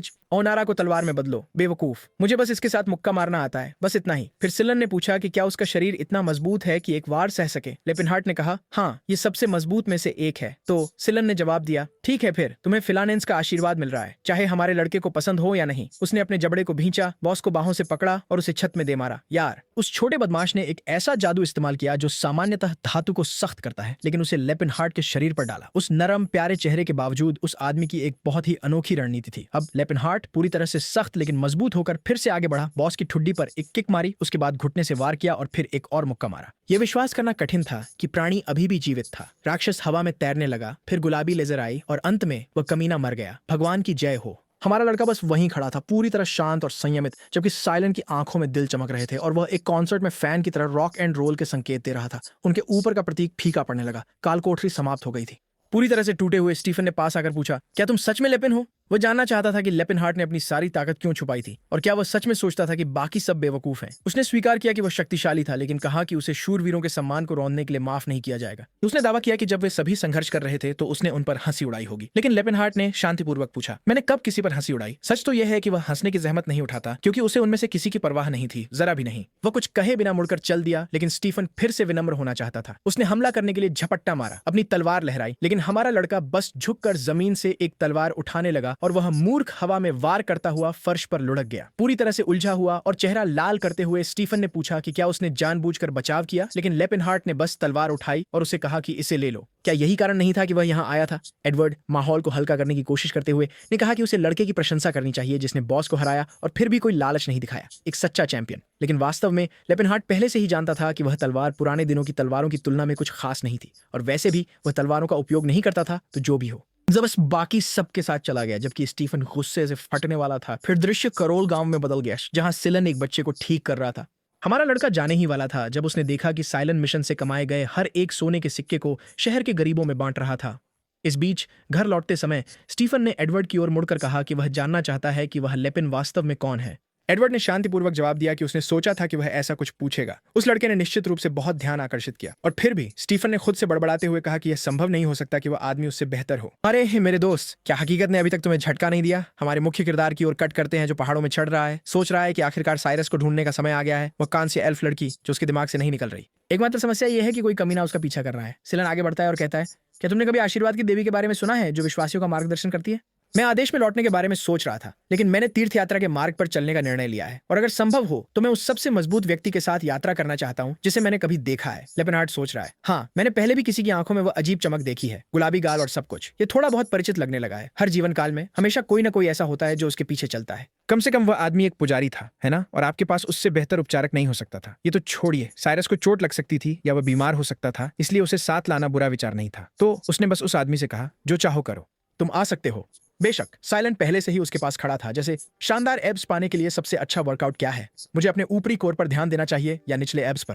हमारे लड़के ने बस कंधे उचकाए और कहा, पत्थरों को मारो, पत्थर खाओ, सब कुछ पत्थरों के बारे में है। इस बीच साम्राज्य में कहीं और एक शानदार हवेली में किसी ने पूछा कि क्या उन्होंने उस चीज की ट्रेनिंग की। एक आदमी घुटनों के बल बैठ गया। युवा स्वामी वेरेट से माफी मांगते हुए कहा कि उन्होंने अपनी पूरी कोशिश की, लेकिन वेरेट चिल्लाया, एक एल्फ को अपने स्वामी के प्रति वफादार होना चाहिए, उसे अपना सब कुछ देना चाहिए, अपना शरीर और अपना दिल। कोई आश्चर्य नहीं कि वह इतनी सस्ती थी, भले ही वह एक एल्फ है। और हाँ, हम पहले से ही अनुमान लगा सकते हैं, वह साइरस है। उसने शांति से समझाया कि उसका जन्म उसी त्वचा के रंग के साथ हुआ था, लेकिन वेरेट ने गुस्से में कहा कि उसे कुछ अच्छा ला कर दें, चाहे वह कितना भी महंगा क्यों न हो। उस उद्दंड चीज को उसके घर से हटा देना चाहिए। यार, एल्वेनहाइम में यह तीसरी बार था जब साइरस को खरीदने के बाद वापस किया गया था, और अंदाजा लगाओ कौन बचाने आ रहा है। हाँ, खुद मुख्य आदमी।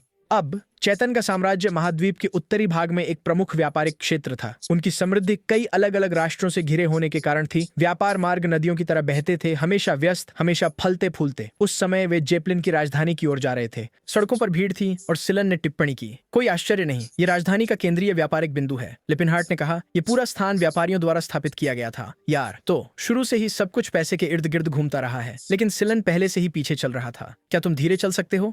उन लंबे पैरों को दिखाना बंद करो। तभी उन्होंने देखा एक क्लासिक दृश्य, एक अमीर आदमी एक गरीब पर अत्याचार कर रहा था। उस समय का खलनायक था टेरिक, और वह चिल्ला रहा था, तुम जैसे भिखारी को इन सभी व्यापारियों का अपमान करने का अधिकार किसने दिया? तुम जल्दी ही अपनी जगह सीख जाओगे। और हाँ, पिटाई के बाद उसने जमीन पर 30 सोने के सिक्के फेंके, हर वार के लिए एक। मेरा मतलब है, मैंने इससे भी बुरे रईस देखे हैं, जिन्हें मैं जानता हूं कि वे लोगों को पीटते हैं और कोई सिक्के नहीं देते। कम से कम इस आदमी ने दर्द के लिए भुगतान किया। 10 साल की ट्रेनिंग के बाद हमारे लड़के ने 30 चांदी के सिक्के कमाए। इस बीच वो आदमी पिट गया, भूल। 10 सेकंड 30 सोने के सिक्के लेकर चला गया, और अभी भी सिलन द्वारा ठीक होने वाला है। मैं कहूंगा कि यह इसके लायक था, और वह कमीना, उसे देखो। सिर्फ इसलिए कि मैंने इसका जिक्र किया। वह वहां मुस्कुरा रहा है, शरारती लड़का। साइलन नाराज है कि वह बदमाश खुश है, और लेपिनहार्ट कहता है, देखो बच्चे, इस जगह में सब कुछ पैसे के इर्द गिर्द घूमता है। हालांकि हमारा छोटा लड़का कहता है कि उसने पूरी दुनिया की यात्रा की है और कभी नहीं सोचा था कि ऐसी जगह होगी। अब वो जानना चाहता है कि हमारा नायक यहाँ किस लिए आया है। हमारा आदमी जवाब देता है कि वह कुछ खरीदने आया है। सिलन पूछता है, क्या खरीदने? और पहाड़ की धार जैसी तेज जबड़े के साथ वो कहता है कि वह एक एल्फ खरीदने आया है। अजीब बात है। साइलन तुरंत खुद को ढक लेता है, जैसे, भाई तुम क्या सोच रहे थे कि वह आधी रात को तुम पर हमला करेगा, बड़बड़ाते हुए कि लेपिनहार्ट वास्तव में अन्य पुरुषों से अलग नहीं है। लेपिनहार्ट जवाब देता है, मुझे पता है कि तुम क्या सोच रहे हो बच्चे, लेकिन यह वैसा नहीं है जैसा तुम सोच रहे हो। लेकिन इससे पहले कि वह कुछ समझा सके, लड़का पहले ही चला जाता है। वो हालांकि रास्ते में वो बड़बड़ाता है। सिलन ऐसे बात करता है जैसे वो आदमी ही नहीं है। फिर दृश्य इस आदमी टेरिक के पास जाता है। सही है भाई, उसके घर पर कहते हुए, वे दुष्ट लोग शिकायत करते रहते हैं कि मेरे पास पैसा है और मैं उनका फायदा उठाता हूँ। तो अगर पैसे होना इतना अच्छा है तो उन्होंने इसे क्यों कमाया? एल्फ देखता है और कहता है, आप सही कह रहे हैं मास्टर, ये समझ में आता है। वे सभी मोटे आदमी के पास जा रहे हैं जब अचानक वह बगल में देखता है। वेर्रेट को देखता है और कहता है कि वे काफी समय से नहीं मिले हैं। जितना उसने सुना, वेर्रेट ने हाल ही में एक खतरनाक एल्फ खरीदा था, है ना? तो क्या हुआ? वेर्रेट कांपते हुए खुद से पूछते हैं, मुझे इस कमीने से यहीं क्यों टकराना पड़ा? फिर वह कहते हैं, मैंने कुछ हफ्ते पहले उस चीज को वापस कर दिया क्योंकि वह सबसे आज्ञाकारी नहीं थी। तभी मोटा आदमी हंस पड़ता है, पूछता है कि क्या वह सच में एक ऐसी एल्फ को वश में नहीं कर सका जो पहले से ही गुलाम थी? कोई आश्चर्य नहीं कि बड़े व्यापारी उसके जैसे अयोग्य व्यक्ति के आसपास भूखे मर रहे थे। यार, क्या ताना मारा। वेरेट समझाने की कोशिश करता है, सही है कि जाहिर तौर पर उसे पहले ही अनगिनत बार लौटाया जा चुका था और इसलिए वह सस्ती थी। और मोटा आदमी सोच रहा है, अगर मैं उस छोटी दासी को खरीदकर उसे वश में कर सकूं तो वह कमीना देखेगा कि सबसे अच्छा कौन है। फिर दृश्य शहर के दूसरे हिस्से में बदल जाता है, जहां लेपिनहार्ट नीचे देख रहा है और पूछ रहा है कि वह क्या कर रहा है। साइलन वहां जमीन पर है, भाई मेहनत कर रहा है, कह रहा है कि वह व्यायाम कर रहा है, जबकि हमारा लड़का बस सोच रहा है कि बेचारा वाकई दुबला पतला था यार। फिर वह उसे कहता है कि खुद को इतना मत थकाओ, ठीक है, वरना पूरे दिन मांसपेशियों में दर्द रहेगा। जिस पर साइलन जवाब देता है कि सब ठीक है, इससे उसकी यात्रा पर कोई असर नहीं पड़ेगा। अचानक जब हमारा लड़का फिर से देखता है तो वह पहले से ही ठीक हो चुका है, ये कहते हुए कि वह हीलिंग स्पेल्स को ऐसे ही हटा सकता है। कलाकार साइलन को एल्फ से ज्यादा समय क्यों देता है? और अब हमारा लड़का समझ गया कि वह कमीना मांसपेशियां क्यों नहीं बना सकता। हीलिंग जादू का सिद्धांत समय को उलटने जैसा था और मांसपेशियों को विकसित होने के लिए सही है, नष्ट होने के बाद की जरूरत होती है। लेकिन अगर आप उन पर पवित्र शक्ति का उपयोग करते हैं तो यह ऐसा है जैसे आप उस समय पर वापस चले जाते हैं जब आप जानते हैं आपने अभी तक प्रशिक्षण नहीं लिया है। लड़का अब तक का सबसे मूर्ख व्यक्ति था जिससे वह मिला था। इतना दर्दनाक प्रशिक्षण करने का विचार क्या है, केवल उसे इस तरह रद्द करने के लिए? अब यह स्पष्ट है कि मूर्ख ने 5 साल बर्बाद क्यों किए हैं। फिर वह पूछता है, सही है कि क्या लंबे बाल ट्रेनिंग के दौरान परेशानी नहीं करते? जिस पर सिलन कहता है कि ये बहुत जल्दी बढ़ जाते हैं, भले ही वह इन्हें काट दे। तब तक हमारा लड़का पहले ही जा रहा होता है, कहता है कि वे अब एक गुलाम खरीदने जा रहे हैं, खासकर क्योंकि उसने कलाकृतियां बेच दी हैं। स्पष्ट रूप से दास बाजार में सभी प्रकार के लोग होते हैं और बिना किसी संदेह के सबसे अधिक वांछित और महंगे लोग एल्व्स थे। उनकी उपस्थिति मानव रुचियों के अनुरूप थी, जो उन्हें, आप जानते हैं, दूसरों की तुलना में बहुत अधिक दिलचस्प बनाती थी।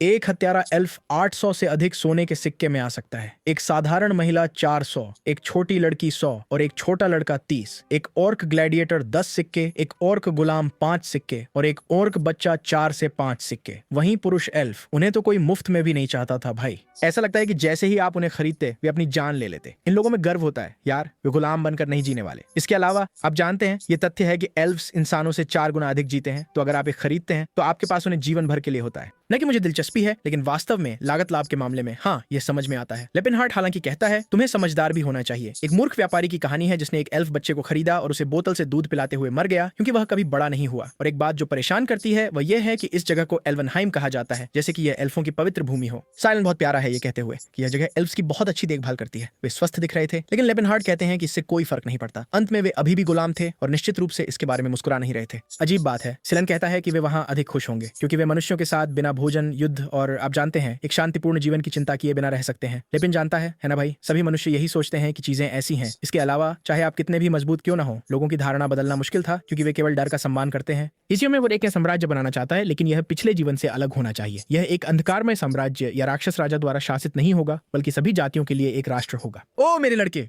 क्या वही नहीं किया था तुमने?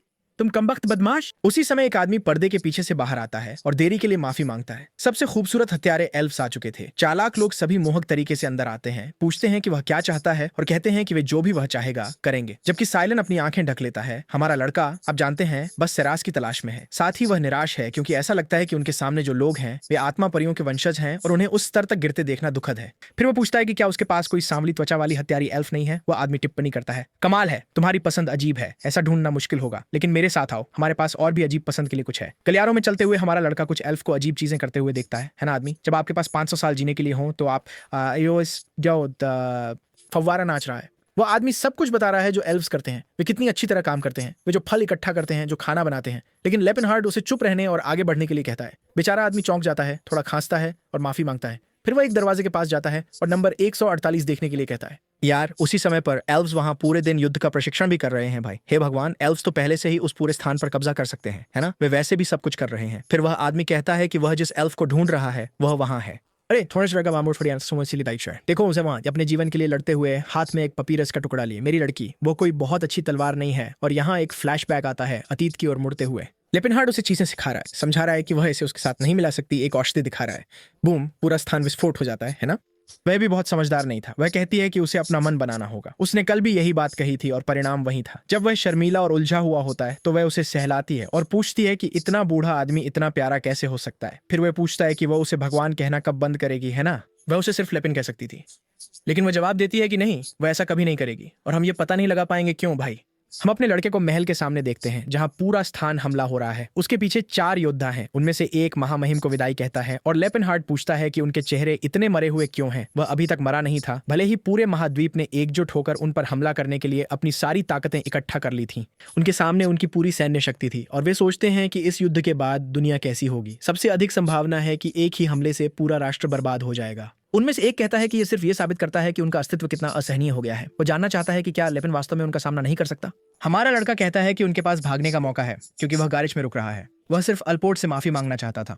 एक इकाई के रूप में उसने उनके लिए सब कुछ किया, लेकिन अंत में वह असफल रहा। पोना कहता है कि यह सिर्फ कोई समर्थन नहीं था, ये एक भविष्यवाणी का परिणाम था जिसमें कहा गया था कि जो व्यक्ति अपने साथ एक एल्फ रखता है उसके पीछे ऑर्क गाइड होता है और जो टेमियन की खाई को पार करता है वह हॉकरेल का स्तंभ बनकर उभरेगा। वे उसका अनुसरण करने के लिए बने थे। ये व्यक्ति वह था जो भाग्य को बदल देगा और मुक्ति लाएगा। लेपिन कहता है कि उसने कभी नहीं समझा। उसने बौड़ों के मंदिर का आधा हिस्सा नष्ट कर दिया और फिर भी वे उसकी पूजा कर रहे थे जैसे वह कोई उद्धार करता हो। अल्पोर्ट का आशीर्वाद आप सभी के साथ हो जब तक हम फिर से मिलें। इस पर वे मुड़ते हैं और साइरस कहती है कि वह उसका इंतजार करेगी, लेकिन लेपिन जवाब देता है कि आप कभी नहीं जान सकते कि भाग्य क्या रखता है। अगर उसके साथ कुछ होता है तो उसे किसी और को ढूंढना चाहिए। वो बीच में बोलती है और कहती है कि चाहे कुछ भी हो जाए वो उसका इंतजार करेगी। वो कुछ कहने जाता है लेकिन वो फिर से बीच में बोलती है और कहती है कि इससे कोई फर्क नहीं पड़ता। देखो वे युद्ध के बीच में चूमते हैं, कितना रोमांटिक। लेकिन अब वर्तमान में सही है भाई, लड़की बहुत दुबली है। और विक्रेता माफी मांगता है, कहता है कि उसे किसी ऐसे व्यक्ति को दिखाने में भी शर्म आती है। ये एक दोषपूर्ण उत्पाद था जिसे पहले ही 3 बार वापस किया जा चुका था क्योंकि उसे वश में करना असंभव था। वो कुशल थी। समस्या ये थी कि उसकी व्यक्तित्व ने सारी कीमत छीन ली। इसलिए भले ही उसका कुछ उपयोग हो सके, वे उसे प्रशिक्षण के बीच में छोड़ रहे हैं ताकि बाकी सभी को सुधारने में मदद मिल सके। और वह जानना चाहता है कि क्या लड़का अभी भी उसे खरीदने में रुचि रखता है। लेपिन हाँ कहता है और विक्रेता उत्साहित हो जाता है। सोचता है कि इस दुनिया में आप कभी नहीं जानते कि किस पागल का क्या फेटिश होता है, और इसलिए वह कहता है कि इसकी कीमत 300 सोने के सिक्के होगी। साइलेंट टिप्पणी करता है कि यह काफी काफी सस्ता है ना? जिस पर वह आदमी कहता है हाँ, क्योंकि ये बहुत अच्छा उत्पाद नहीं है, खामियों से भरी हुई। वह उसे छुटकारा पाने के लिए बेताब है। बातचीत जल्दी हो गई और साइरस, आप जानते हैं, पहले से ही कहता है कि उसे उसका नया मालिक होना चाहिए। सारी दुबली पतली लड़की, उसकी सारी सेहत कहाँ चली गई? हमारा लड़का बस देखता है और सोचता है कि सच में उसकी जिंदगी आसान नहीं रही है। वह अपनी कोट उतारता है और आदमी पूछता है कि क्या उसे एक पुजारी की जरूरत है? हमारा लड़का कहता है नहीं, सही है। वह कहता है कि सिरन इसका ध्यान रखेगा। वह उसके ऊपर कोट डालता है, पूछता है कि क्या उसका कोई नाम है और वह कहती है नहीं। वह साइरस नाम का प्रस्ताव करता है और वह कहती है कि यह ठीक है। उसके जवाब से वो पूछता है तुम्हें नाम पसंद नहीं आया है ना? और वो बस कहती है कि ये ठीक है। अब उसे साइरस कहा जाता था और वह इसे ध्यान में रखेगी। हमारा लड़का कोट कसता है और कहता है अगर ऐसा है तो अब से तुम साइरस वेलेंटिया हो। साइरस कहती है एक गुलाम को अंतिम नाम की जरूरत नहीं होती है ना? क्या वह तुम्हारा है? वो बस जवाब देता है कि नहीं, वह अंतिम नाम है जो उसके पास होना चाहिए और बस इतना ही। वो अपना परिचय लेपिनहार्ड के रूप में देता है ना? और सिलन का भी परिचय कराता है जो एक पुजारी है। सब कुछ ठीक है। वह कहती है कि उसने समझ लिया। कुछ समय बाद विक्रेता वहां बहुत घबराया हुआ है। ये जानना चाहता है कि क्या वह वास्तव में नंबर 148 चाहता है। ये एक समस्या थी क्योंकि वह पहले ही बेची जा चुकी थी। जाहिर है वह मोटा डेरिक है ना? गुस्से में ये जानना चाहता है कि क्या उस डैन वेडरेट ने उसकी योजना का पता लगा लिया और उसे खरीदने आया। विक्रेता कहता है नहीं, ये कोई युवा लड़का था जिसे उसने यहाँ कभी नहीं देखा था। उसने नकद में भुगतान किया, इसलिए उसने, आप जानते हैं, कोई जानकारी या कुछ नहीं पूछा। डेरिक कहता है कि इस शहर में किसी अज्ञात व्यक्ति का होना दुर्लभ है जिसके पास इतनी धनराशि हो कि वह अचानक से एक गुलाम खरीद सके। इस पर विक्रेता कहता है तुम जानते हो कि यह एक दोषपूर्ण उत्पाद था, इसलिए यह थोड़ा सस्ता था। वह आदमी जानना चाहता है कि वह कमीना कैसा दिखता था और विक्रेता कहता है तुम जानते हो उसे पहचानना बहुत आसान है। बहुत लंबा, चौड़े कंधे, मांसल, उसे पहचानना मुश्किल नहीं है। और उसी समय वह पहले से ही साइरस को पूरी तरह से तैयार देख रहा है ना? तुम शैतान। उसने उसे पहले ही एक पोशाक दे दी। कहता है कि यह सही नहीं है ना? लेकिन उसे कहता है कि अभी के लिए यह पहन ले और बाद में कुछ बेहतर लेंगे। सड़कों पर वह पूछता है कि क्या उसे भूख लगी है और वह उसे कहती है कि जो चाहे वो करे। वह उसे कहता है मुझे अपने मालिक की तरह मत समझो, जिससे वह पूछती है कि क्या वह उसे वापस करने की योजना बना रहा है। अजीब तरीके से वह कहता है कि वह इसके बारे में बात नहीं कर रहा है, जबकि साइरस ये समझने की कोशिश कर रही है कि इस आदमी का क्या मामला है। उसने उसे अपनी कोट दी, कपड़े खरीदे और अब उसे एक इंसान महिला की तरह व्यवहार कर रहा है। हमारा लड़का कहता है मैं तुम्हें एक यात्रा साथी की तरह व्यवहार करने जा रहा हूँ, जिससे पहले उसे लगता है कि उसने आखिरकार पता लगा लिया है कि उसकी फेटिश क्या है। एक ऐसा विकृत जो साहसिक कहानियों का दीवाना है ना? वह सोच रही है कि वह उसे किसी गुफा में ले जाकर कुछ पागलपन करने की योजना बना रहा है और जाहिर है वह चाहता है कि वह उसके साथ एक शूरवीर होने का नाटक करे या कुछ ऐसा। तो वह कहती है कि ठीक है, वो उसे लॉर्ड लेपिनहार्ट कहेगी। अगले दृश्य में वह पहले से ही मोटी हो चुकी है, खुद को लॉबस्टर से भर रही है। वह दुष्ट, मैंने अपने जीवन में कभी लॉबस्टर नहीं खाया, मैं बस इसे आजमाना चाहता हूँ, बस ये जानने के लिए कि इसका स्वाद कैसा है। हमारा लड़का समझाता है कि यह डेनिस ग्रेस जेपलिन का सबसे प्रसिद्ध रेस्तरां है। वे प्रचुरता की देवी की पूजा करते हैं, इसलिए वहाँ सब कुछ अच्छी तरह से परोसा जाता है। सिलन टिप्पणी करता है सही है कि अगर यह प्रचुरता की देवी है तो सब कुछ मुफ्त होना चाहिए, जिस पर हमारा लड़का कहता है कि सिलन ऐसा कहता है, लेकिन उसकी टीम भी उपचार से पैसे कमाती है। फेमबॉय खुद का बचाव करने की कोशिश करता है, लेकिन हमारा लड़का बस कहता है कि वह बहुत सारे सोने के सिक्के कमा रहा था, भले ही उसने बाद में उन्हें दे दिया। फिर दोनों देखते हैं कि साइरस उस डिश को चट कर रहा था। तुरंत ही वह खुद को शांत करती है, आप जानते हैं, जैसे कि वह शांत है, जबकि लेपिन सोचता है कि उसे यह जगह पसंद नहीं है। जितना उसे याद है वे हमेशा वहां जश्न मनाने आते थे। इस बार उनका रिश्ता अलग था। पिछले जीवन में उसने उसे एक उद्धारकर्ता के रूप में पाया था, लेकिन इस जीवन में वह एक खरीदार था। जाहिर है जिस तरह से उसने उसे देखा वो अलग था, लेकिन यह ठीक था। एक दिन वो उसके इरादों को समझेगी। जो उनके पास अभी था वो पर्याप्त से अधिक था। एक हथियार की दुकान में आदमी कहता है कि जो उसके पास है वो कहीं और नहीं मिल सकता, और लेपिन साइरस से कहता है कि वह जो चाहे चुन सकती है। दिलचस्प। वह एक छोटी तलवार चुनती है और वह पूछता है सही है, क्या यह एक तलवार से बेहतर नहीं है? जो जाहिर है उसे गुस्सा दिलाता है। उस कमीने को ऐसी बात कैसे पता चली? खैर, सिलन सोचता है कि यह हमारी लड़की की किसी तरह की प्रतिभा होनी चाहिए। आप जानते हैं, लड़ाकू चीजें सिर्फ किसी को देखकर आप पहले से ही बता सकते हैं कि उन्हें क्या पसंद है। साइलन बहुत खुश है क्योंकि उसने एक मिथ्रिल खंजर खरीदा। लेपिन कहती है एक पुजारी को ऐसी चीज की क्या जरूरत? इस बातचीत के बीच में वो देखता है कि कोई उन्हें देख रहा था। फिर कुछ लोग काले कपड़ों में आते हैं और कहते हैं कि वे थोड़ी बातचीत करना चाहेंगे। अरे यार, ये बहुत आसान हो रहा था। सही कहा भाई। वो बस पूछता है कि वे क्या चाहते हैं। फिर वह आदमी कहता है मेरा एक महान दोस्त चाहता है कि वह एल्फ उसके साथ हो। लेपिन बस पूछता है तो क्या? फिर वह आदमी एक कार्ड निकालता है और कहता है कि उसे बहुत अच्छा इनाम मिलेगा, इसलिए उसे अभी बेच देना चाहिए। उस राशि से वह सबसे उच्च गुणवत्ता का एक और एल्फ खरीद सकता है। ये एक जीवन में एक बार मिलने वाला अवसर था। लेपिन निश्चित रूप से बस जवाब देता है कि उसे कोई दिलचस्पी नहीं है। वह आदमी कहता है दोस्त, तुम नहीं जानते, तुम स्थिति को नहीं समझ रहे हो। अच्छा इनाम मिलना बेहतर है। लेकिन हमारा लड़का भाई उसे घूरता है और कहता है कि वह इसे दोहराएगा नहीं, उसे कोई दिलचस्पी नहीं है। वह आदमी मुड़ता है और कहता है ठीक है, फिर बस समस्या था मर्मकेन।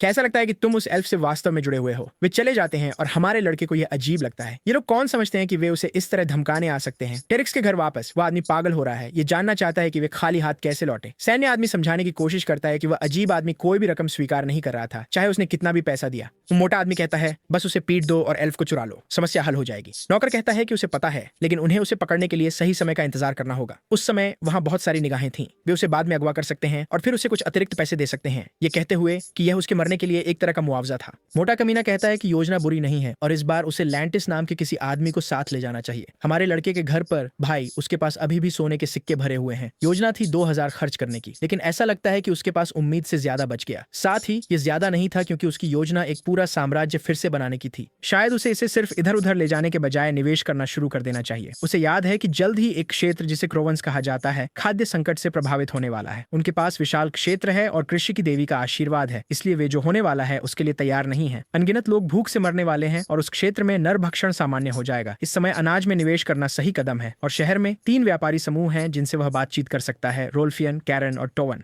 रोल्फियन जाहिर तौर पर वह है जिसने साइरस को चुराया था और बाकी 2 विकल्पों में से वो तोवान समूह को पसंद करता है। ये वही है जिसका प्रतीक माथे पर एक छोटी सी चीज के साथ एक माइम है और वह आदमी जो अपना सिर खुजा रहा है वो तोवान्स का नेता है जिसे साइबोल्ट तोवान के नाम से जाना जाता है। वो थोड़ा भ्रमित है क्योंकि रोल्फियन लोग गेहूं आधे दाम पर बेच रहे हैं और इससे बाकी सभी की बिक्री प्रभावित हो रही है। तभी लड़का दरवाजा खोलता है और कहता है कि वहाँ एक निवेशक है जो उनमें रुचि रखता है। वह आदमी मना करना चाहता है, कहता है कि उसके पास पहले से ही बहुत सारी चीजें हैं, जब तक कि लड़का यह नहीं बताता कि व्यक्ति 1 से 500 सोने के सिक्कों में निवेश करने में रुचि रखता है। तुरंत हमारा लड़का वहाँ खड़ा हो जाता है, हाथ बांधकर कहता है कि यह सब अनाज में जाएगा। योजना थी कि इसे अगले साल फसल के मौसम में क्रोवंस क्षेत्र में बेचा जाए। लड़के को यह थोड़ा अजीब लगता है ना, और वह समझाता है कि क्रोवंस क्षेत्र अत्यधिक उत्पादक है। उन्हें अनाज बेचना ऐसा था जैसे ऑर्क्स को साबुन बेचना। यार, इसका कोई मतलब नहीं था। हमारा लड़का टिप्पणी करता है कि बहुत सारे ऑर्क्स हैं और वे साबुन का उपयोग करने के आदी हो गए हैं और यार वे अच्छी खुशबू देते हैं। लड़के को यह अजीब लगता है। वो उसे कहता है कि बस इसे भूल जाओ और फिर साइबोल्ट से कहता है कि बस इसे स्वीकार कर लो।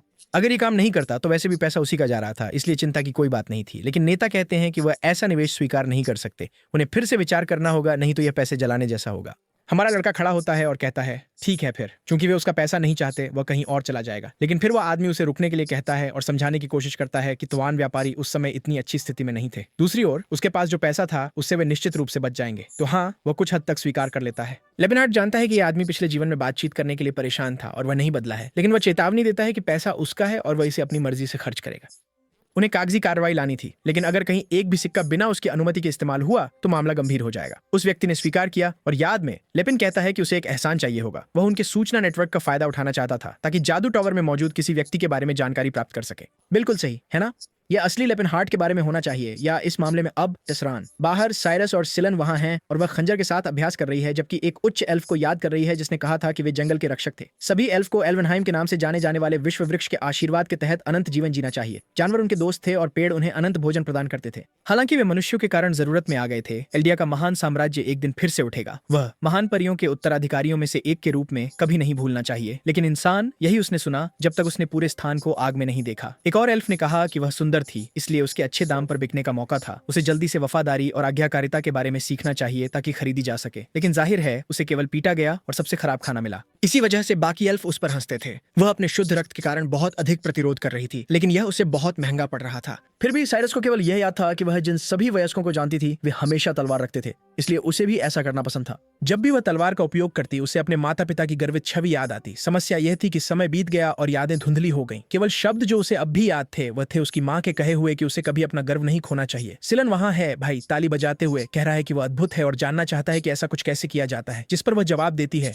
बस कड़ी मेहनत से अभ्यास करो। सिलन स्पष्ट रूप से गुस्से में है, कह रहा है कि हर लड़ाकू हमेशा ऐसा ही सोचता है। वह हवा में एक छोटा मुक्का मारता है और कहता है कि ऐसे ही करते हैं, जब अचानक वे एक आवाज सुनते हैं जो कहती है कि उन्होंने आखिरकार उन्हें ढूंढ लिया। गलियारे के अंत में कोई एल्फ को पास आने का आदेश देता है। ये वही बदमाश औरत है जो पहले कह रही थी कि समय आ गया है कि वह अपने सच्चे मालिक के पास जाए। ओह यार, और पूरी टीम वहां है। बहादुरी से साइलन अपना हाथ अपनी कमर पर रखता है और पूछता है कि वे आखिर हैं कौन, लेकिन वह आदमी कहता है कि उन्हें बस हार मान लेनी चाहिए, वे सब कुछ संभाल लेंगे। साइलन जोड़ देता है और वह आदमी पागलों की तरह झूमता हुआ आता है, लेकिन साइरस बचाव के लिए कूदता है और पहले वाले की गर्दन पर वार करता है। लोग उस पर आते हैं, वह घूमती है, एक को छुरा घोंपती है, फिर दूसरे को। यार, जैसे 3 पहले ही मर चुके हैं। लोग कांप रहे हैं, सोच रहे हैं कि एक गुलाम ऐसा कैसे कर सकता है। कोई जो अभी खरीदा गया था वह इतना ताकतवर कैसे हो सकता है। और साइलन तुरंत ही बफ्स का जादू करने लगता है जब तक कि कुछ उसे लगभग नहीं लग जाता। वह चेतावनी देता है कि अगर वे किसी अजनबी तीर्थयात्री को हटा देते हैं तो किसी को परवाह नहीं होगी। साइलन गुस्से में है, लेकिन साइरस उसे शांत होने के लिए कहती है। फिर वह शांति से आगे बढ़ने लगती है भाई, और साइलन से कहती है कि चिंता मत करो, वह संभाल लेगी। सैनिक स्पष्ट रूप से उसकी हिम्मत से खुश नहीं है। उनमें से एक कहता है कि अब एक निश्चित टालकाटा को काम पर लगने का समय है। ओह भाई, यहाँ एक और गुलाम आ रहा है। हाँ भाई, गुलाम बनाम गुलाम। और हर कहानी की तरह ऑर्क बहुत सख्त बोलता है। तलकाटा काम अब तलकाटा एल्फ लेता है। माफ करना, यह भाग्य है। और साइरस तुरंत देखता है कि वह आदमी बहुत कुशल था। आदमी आदेश देता है और तलकाटा से कहता है कि एक भी खरोंच न छोड़े। वह पहले वार को रोकने के लिए आगे बढ़ती है, लेकिन वह एक घुमावदार वार के साथ आता है और उसके कंधे पर सीधा वार करता है। फिर भी ऐसा लगता है कि वह किनारे की ओर खिसकने में सफल रही, लेकिन उसने महसूस किया कि वह तेज और मजबूत था। जब वह हमला करती है तो उसे कमरे में सिमटर छोड़ने का अफसोस होता है। उस कमीने ने बचाव किया और उसने एक सुंदर कैपोएरा मूव किया, जबकि नेता चिल्ला रहा था, उसे जल्दी से उस एल्फ महिला को खत्म करने के लिए कह रहा था। टालकाटा अब गुस्से में है, ये जानते हुए कि अगर वह इसे खींचता है तो वह रात का खाना मिस कर देगा। वह फिर से हमला करता है। दोनों आमने सामने होते हैं। वह ऊपर से वार करता है, लेकिन साइरस आगे बढ़ता है। ऑनर्क के चेहरे के भाव से लगता है कि उसने गलती कर दी है और वह हमले के नीचे से ब्लेड के नीचे से फिसल जाती है। वह उसकी आंखों में देखती है और उसे एहसास होता है कि उसने गलती कर दी। भाई, जैसे ही तलवार साइड में गई, उसने मुस्कुराते हुए उसकी गर्दन पर वार किया। उसके लिए सौभाग्य की बात थी कि उसके पास कवच था। ऑर्क को विश्वास नहीं होता कि वह इस तरह हमले की ओर दौड़ी। कोई सामान्य व्यक्ति इस तरह मरने से डरता। फिर सिलन साइरस को पुकारता है और कहता है कि खंजरों को रोक लो यार, पहले से ही अपना बफ कास्ट करना शुरू कर रहा है। लेकिन सैनिक कहता है कि वह ऐसा नहीं होने देगा और एक खंजर फेंकता है। बिल्कुल, साइरस आगे कूदता है और उसे रोकता है, लेकिन इसके कारण फैन बॉय का आह्वान समाप्त हो जाता है। मूर्खों के लिए बहुत देर हो चुकी है, सभी कुचल दिए गए। या शायद नहीं, क्योंकि सिलन कहता है कि यह शक्ति केवल मृत और अंधेरे प्राणियों पर काम करती है, लेकिन कम से कम वे कुछ समय खरीद लेंगे, इसलिए उन्हें बेहतर होगा कि वे भाग जाएं। साइरस उसे कॉलर से पकड़ता है, तलवार को दूर फेंकता है, कूदता है और दीवार पर चढ़ जाता है। पीछे के लोग स्पष्ट रूप से आदेश चिल्ला रहे हैं कि उनका पीछा करो, जब तक कि एक आदमी नहीं आता और कहता है कि ऐसा लगता है कि वे संघर्ष कर रहे हैं। वह विश्वास नहीं कर सकता कि तालकाटा भी उस महिला को पकड़ नहीं सका। यार, अब बूढ़ा आदमी आता है। लगता है उसके पास 70 साल का युद्ध का अनुभव है। कह रहा है कि उसे इसका ख्याल रखना होगा। जैसे ही वह आदमी आगे बढ़ता है, एक सेकंड में वह कूदता है और गायब हो जाता है। सैनिक वहीं हैरान रह जाता है, सोचता है कि एक आभा उपयोगकर्ता की शक्ति का अंतर वाकई बहुत बड़ा है। और वह कमीना कह रहा है कि उसे छुपा छुपी खेले हुए काफी समय हो गया है। जल्दी में सिलन कहता है कि उन्हें कमरे में वापस जाकर अपने हथियार लेने होंगे। साइरस को यकीन है कि वहां और दुश्मन होंगे, लेकिन साइलन कहता है कि वे केवल अपने हथियारों से ही जीत सकते हैं। उनके लिए शहर छोड़ना असंभव था एक खंजर लेकर। तो वे कमरे में दौड़ते हैं। भाई, हथियार उठाते हैं, अपने कदम छुपाने के लिए एक जादू का उपयोग करते हैं। लेकिन तभी आभा वाला आदमी पास में घूम रहा है। उस कमीने का नाम लैंटिस है। वह तलवार का मास्टर है। क्योंकि उसके पास आभा है, वह 30 मीटर के दायरे में किसी भी हलचल को महसूस कर सकता है। जब वह दरवाजा तोड़ रहा है तो उसे विश्वास नहीं हो रहा कि वह लाल बालों वाली एक उच्च स्तर की पुजारिन थी। कोई आदमी आता है और पूछता है क्या सच में लॉर्ड लैंटिस उन दोनों का पता खो बैठे, लेकिन वह उसे चुप रहने के लिए कहता है और आदमियों को पूरे शहर में शिकार शुरू करने का आदेश देता है। अराजकता में साइरस जानना चाहता है कि क्या उनके लिए किसी अधिक भीड़ भाड़ वाले क्षेत्र में भागना बेहतर नहीं होगा, जिस पर साइलन कहता है कि इससे चीजें और खराब हो जाएंगी। जल्द ही ये घोषणा की जाएगी कि एक गुलाम भाग गया है और पूरा क्षेत्र शत्रुतापूर्ण हो जाएगा। हालांकि दौड़ते समय वह पहले से ही सोच रहा है, अब यह स्पष्ट है कि तीर्थयात्री हमेशा क्यों मरते हैं यार। दूसरी ओर सबसे खराब विकल्प उस महिला के पास वापस जाना था। मेरे लड़के, लड़की, उस लड़की ने तुम्हारे साथ क्या किया मेरे लड़के। वो कहता है कि वह अपने दुबले शरीर के साथ उस जगह कभी वापस नहीं जाएगा और उन्हें जल्दी से लेपिन को ढूंढना होगा। इसलिए वह एक मंत्र पढ़ता है, देवी से उसे उसके नियत मार्ग पर ले जाने के लिए प्रार्थना करता है। ये क्षमता शहर के माध्यम से एक रास्ता बनाना शुरू करती है और एक वर्णन बताता है कि ये जादू वास्तव में जोड़ों को एक साथ लाने के लिए बनाया गया था। प्यार संयोग लग सकता है, लेकिन जब देवी फिलानांस का आशीर्वाद मिलता है तो ये नियति बन जाता है। यहाँ तक कि साइलन भी थोड़ा भ्रमित है ना, क्योंकि ये काम कर रहा है, लेकिन ये जोड़ों के लिए है। फिर साइलन प्रशंसा करना शुरू करता है और साइरस भी प्रशंसा करता है। हाँ, दोनों कह रहे हैं कि उनकी उम्र के हिसाब से वे काफी प्रभावशाली हैं। अचानक वे एक खुले मैदान में होते हैं और सिलन बताता है कि यह उसकी क्षमता थी जिसने उन्हें वहां पहुंचाया। समस्या यह है कि ठीक उसी समय वह कमीना लैंटिस उनके सामने आ जाता है। तुरंत ही साइरस उसे पीछे हटने के लिए कहता है, क्योंकि वह निश्चित रूप से लेपिनहार्ट नहीं था। और लैंटिस मुस्कुराता है, उन्हें दिन के वर्कआउट के लिए धन्यवाद देता है, लेकिन उन्हें चेतावनी देता है कि वे भागने के बारे में न सोचें। और फिर साइरस एक पागल महिला की तरह आगे बढ़ती है, सोचते हुए कि ऐसे दुश्मन की ओर पीठ करना सबसे बुरी बात होगी। हमला साफ लग रहा था, लेकिन लैंटिस एक सेकंड में बच जाता है और कहता है कि एक गुलाम एल्फ के लिए वह काफी प्रतिभाशाली थी। वह पहले ही उसके पीछे है, जबकि साइरस सोचता है वह किस तरह का आदमी था। साइलन अपने बफ्स को सक्रिय करना शुरू करता है, ये सोचते हुए कि इस स्तर के तलवारबाज इस तरह की बकवास में क्यों शामिल हैं। वह एक पूरा भाषण देता है और एक साथ 5 या 6 बफ्स खंजर पर लगाता है। डैगर को देखकर लैंटिस उलझन में है। एक साथ इतने सारे बफ्स का उपयोग करने के लिए उसे कम से कम बिशप स्तर पर होना चाहिए। और साइलन जश्न मना रहा है, कह रहा है कि भले ही ऐसा न लगे, वह वासिली क्षेत्र के बदमाशों में से एक था। साइरस अपने वारों के साथ आगे बढ़ती है, लेकिन फिर भी लैंटिस कहता है कि इससे ज्यादा फर्क नहीं पड़ेगा। उसी समय उसकी तलवार टूट जाती है और वह आदमी उस पर वार करता है। हाँ भाई, साइलन का जश्न अधूरा रह गया। उनके सामने वाला कमीना एक ऑनरा उपयोग करता था और यहाँ तक कि लैंटिस भी गुस्सा हो गया। कह रहा था कि उसे विश्वास नहीं हो रहा कि उसे उसके जैसे एल्फ पर ऑनरा का उपयोग करना पड़ा। साइलन जानता था कि यह समझ में नहीं आता। एक ऑनरा उपयोगकर्ता को ऐसी जगह पर नहीं होना चाहिए। उस तरह की शक्ति के साथ वह दुनिया में कहीं भी आराम से रह सकता था। इस आदमी को एक गुलाम पकड़ने के लिए भेजना ऐसा था जैसे एक ड्रैगन से उसके आग के सांस का उपयोग करके सूप पकाने के लिए कहना। बातचीत सुनकर साइलन को पता चलता है कि उसका नाम लैंटिस है, जो कभी साम्राज्य का एक प्रसिद्ध योद्धा था। एक कुलीन वंश से जन्मे उसने 40 वर्ष की उम्र से पहले अपनी आभा को जागृत किया, लेकिन लैंटिस एक ऐसा रहस्य छुपाए हुए था जिसके बारे में कोई बात नहीं करता था। उसकी क्रूरता जो एल्फ दासों से शुरू हुई थी अंततः राजधानी में मानव महिलाओं तक फैल गई। अंततः यह कुलीन वर्ग तक पहुंच गई और यहीं पर उसकी मौज मस्ती खत्म हो गई। साइलेंट कहता है कि अब उसे पता चल गया है कि वह शापित राक्षस कहां छिपा हुआ था।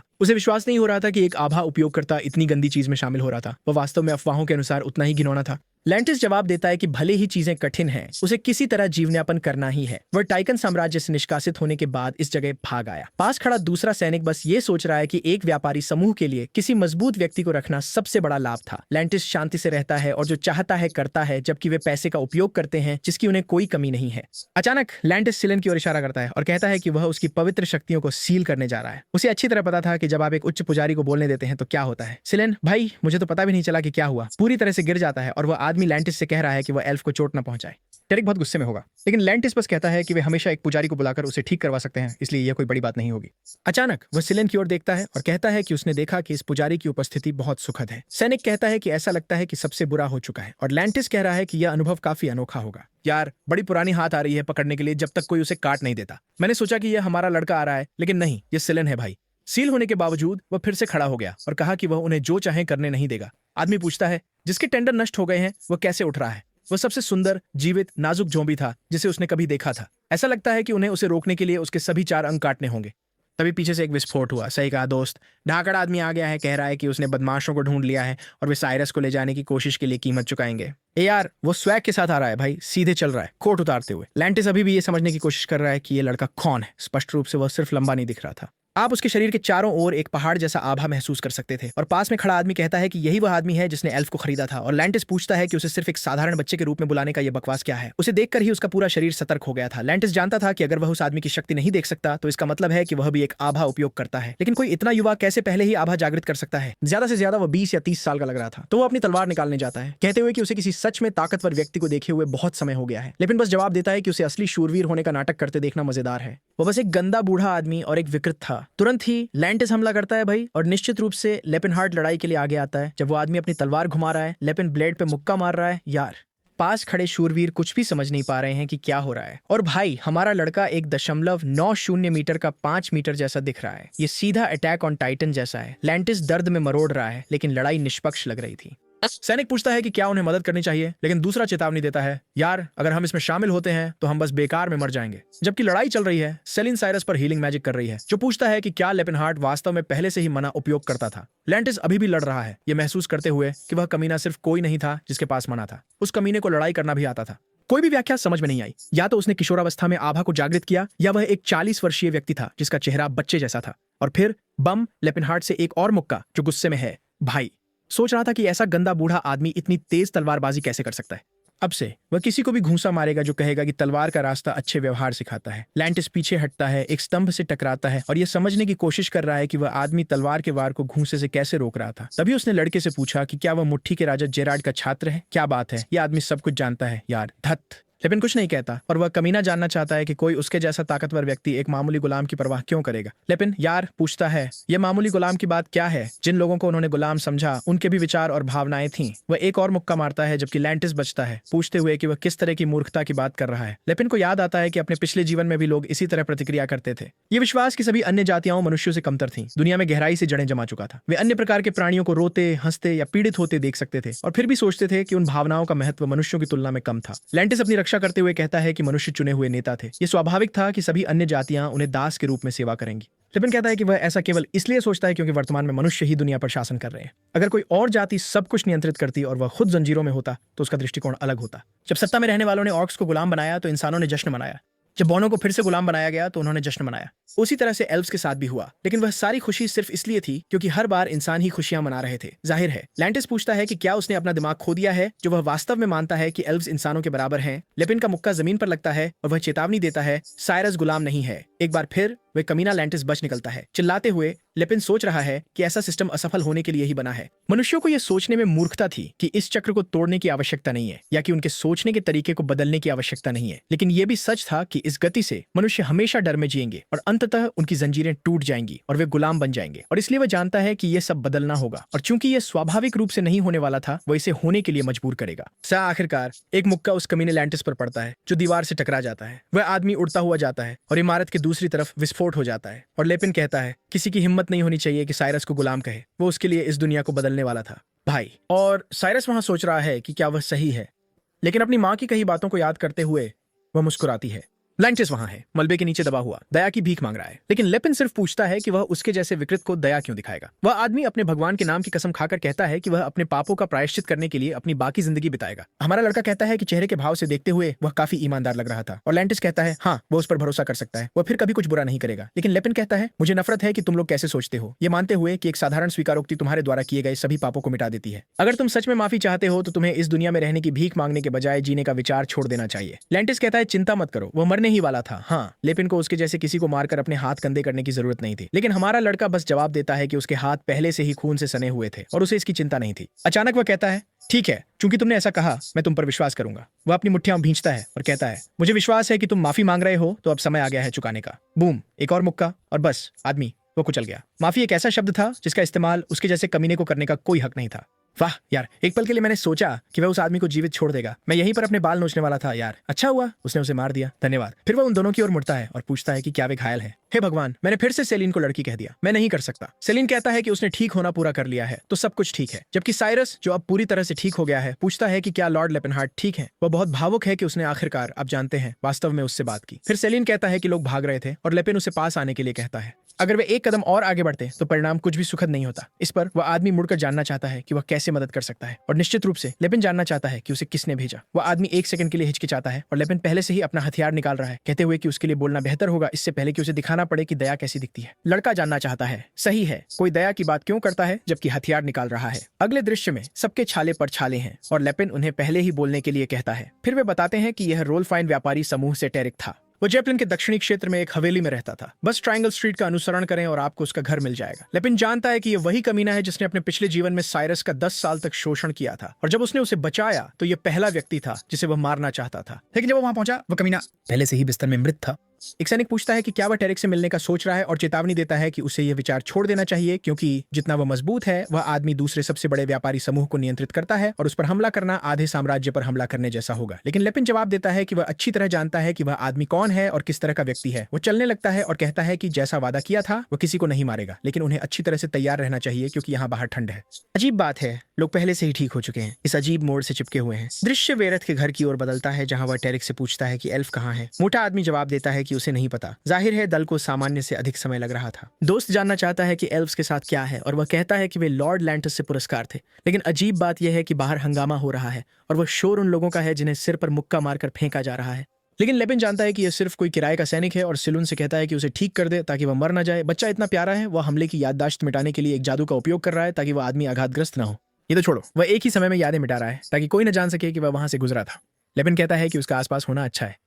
अगर वह अकेला होता तो उसने हमला कर दिया होता, उस आदमी का गला काट दिया होता और किसी को कुछ पता नहीं चलता। अचानक ऑर्क प्रकट होता है, कहता है कि टालकाड़ा मानव घुसपैठिए को रोक देगा। फिर हमारा लड़का जो सभी भाषाएं बोलता है उसे बताता है कि जो योद्धाओं का खून रखता है उसे पता होना चाहिए जिस आदमी की वह रक्षा कर रहा है वह उस सुरक्षा के लायक नहीं है, तो ऐसे व्यक्ति के लिए अपनी तलवार क्यों खींचे। टालकाड़ा जवाब देता है कि वह एक योद्धा है और एक योद्धा अपनी तलवार तब उठाता है जब उसके पास काम होता है। अगर वह अपने काम के खिलाफ जाता है तो वह अपनी इज्जत कैसे बनाए रखेगा। लेपिन पूछता है कि क्या उसका काम एक गुलाम की तरह जीना है। वो आदमी उसका गुरु नहीं था। टालकाड़ा कहता है कि इससे कोई फर्क नहीं पड़ता। एक योद्धा उसे दिए गए कार्यों का उत्तर देता है, भले ही वे उस पर थोपे गए हों।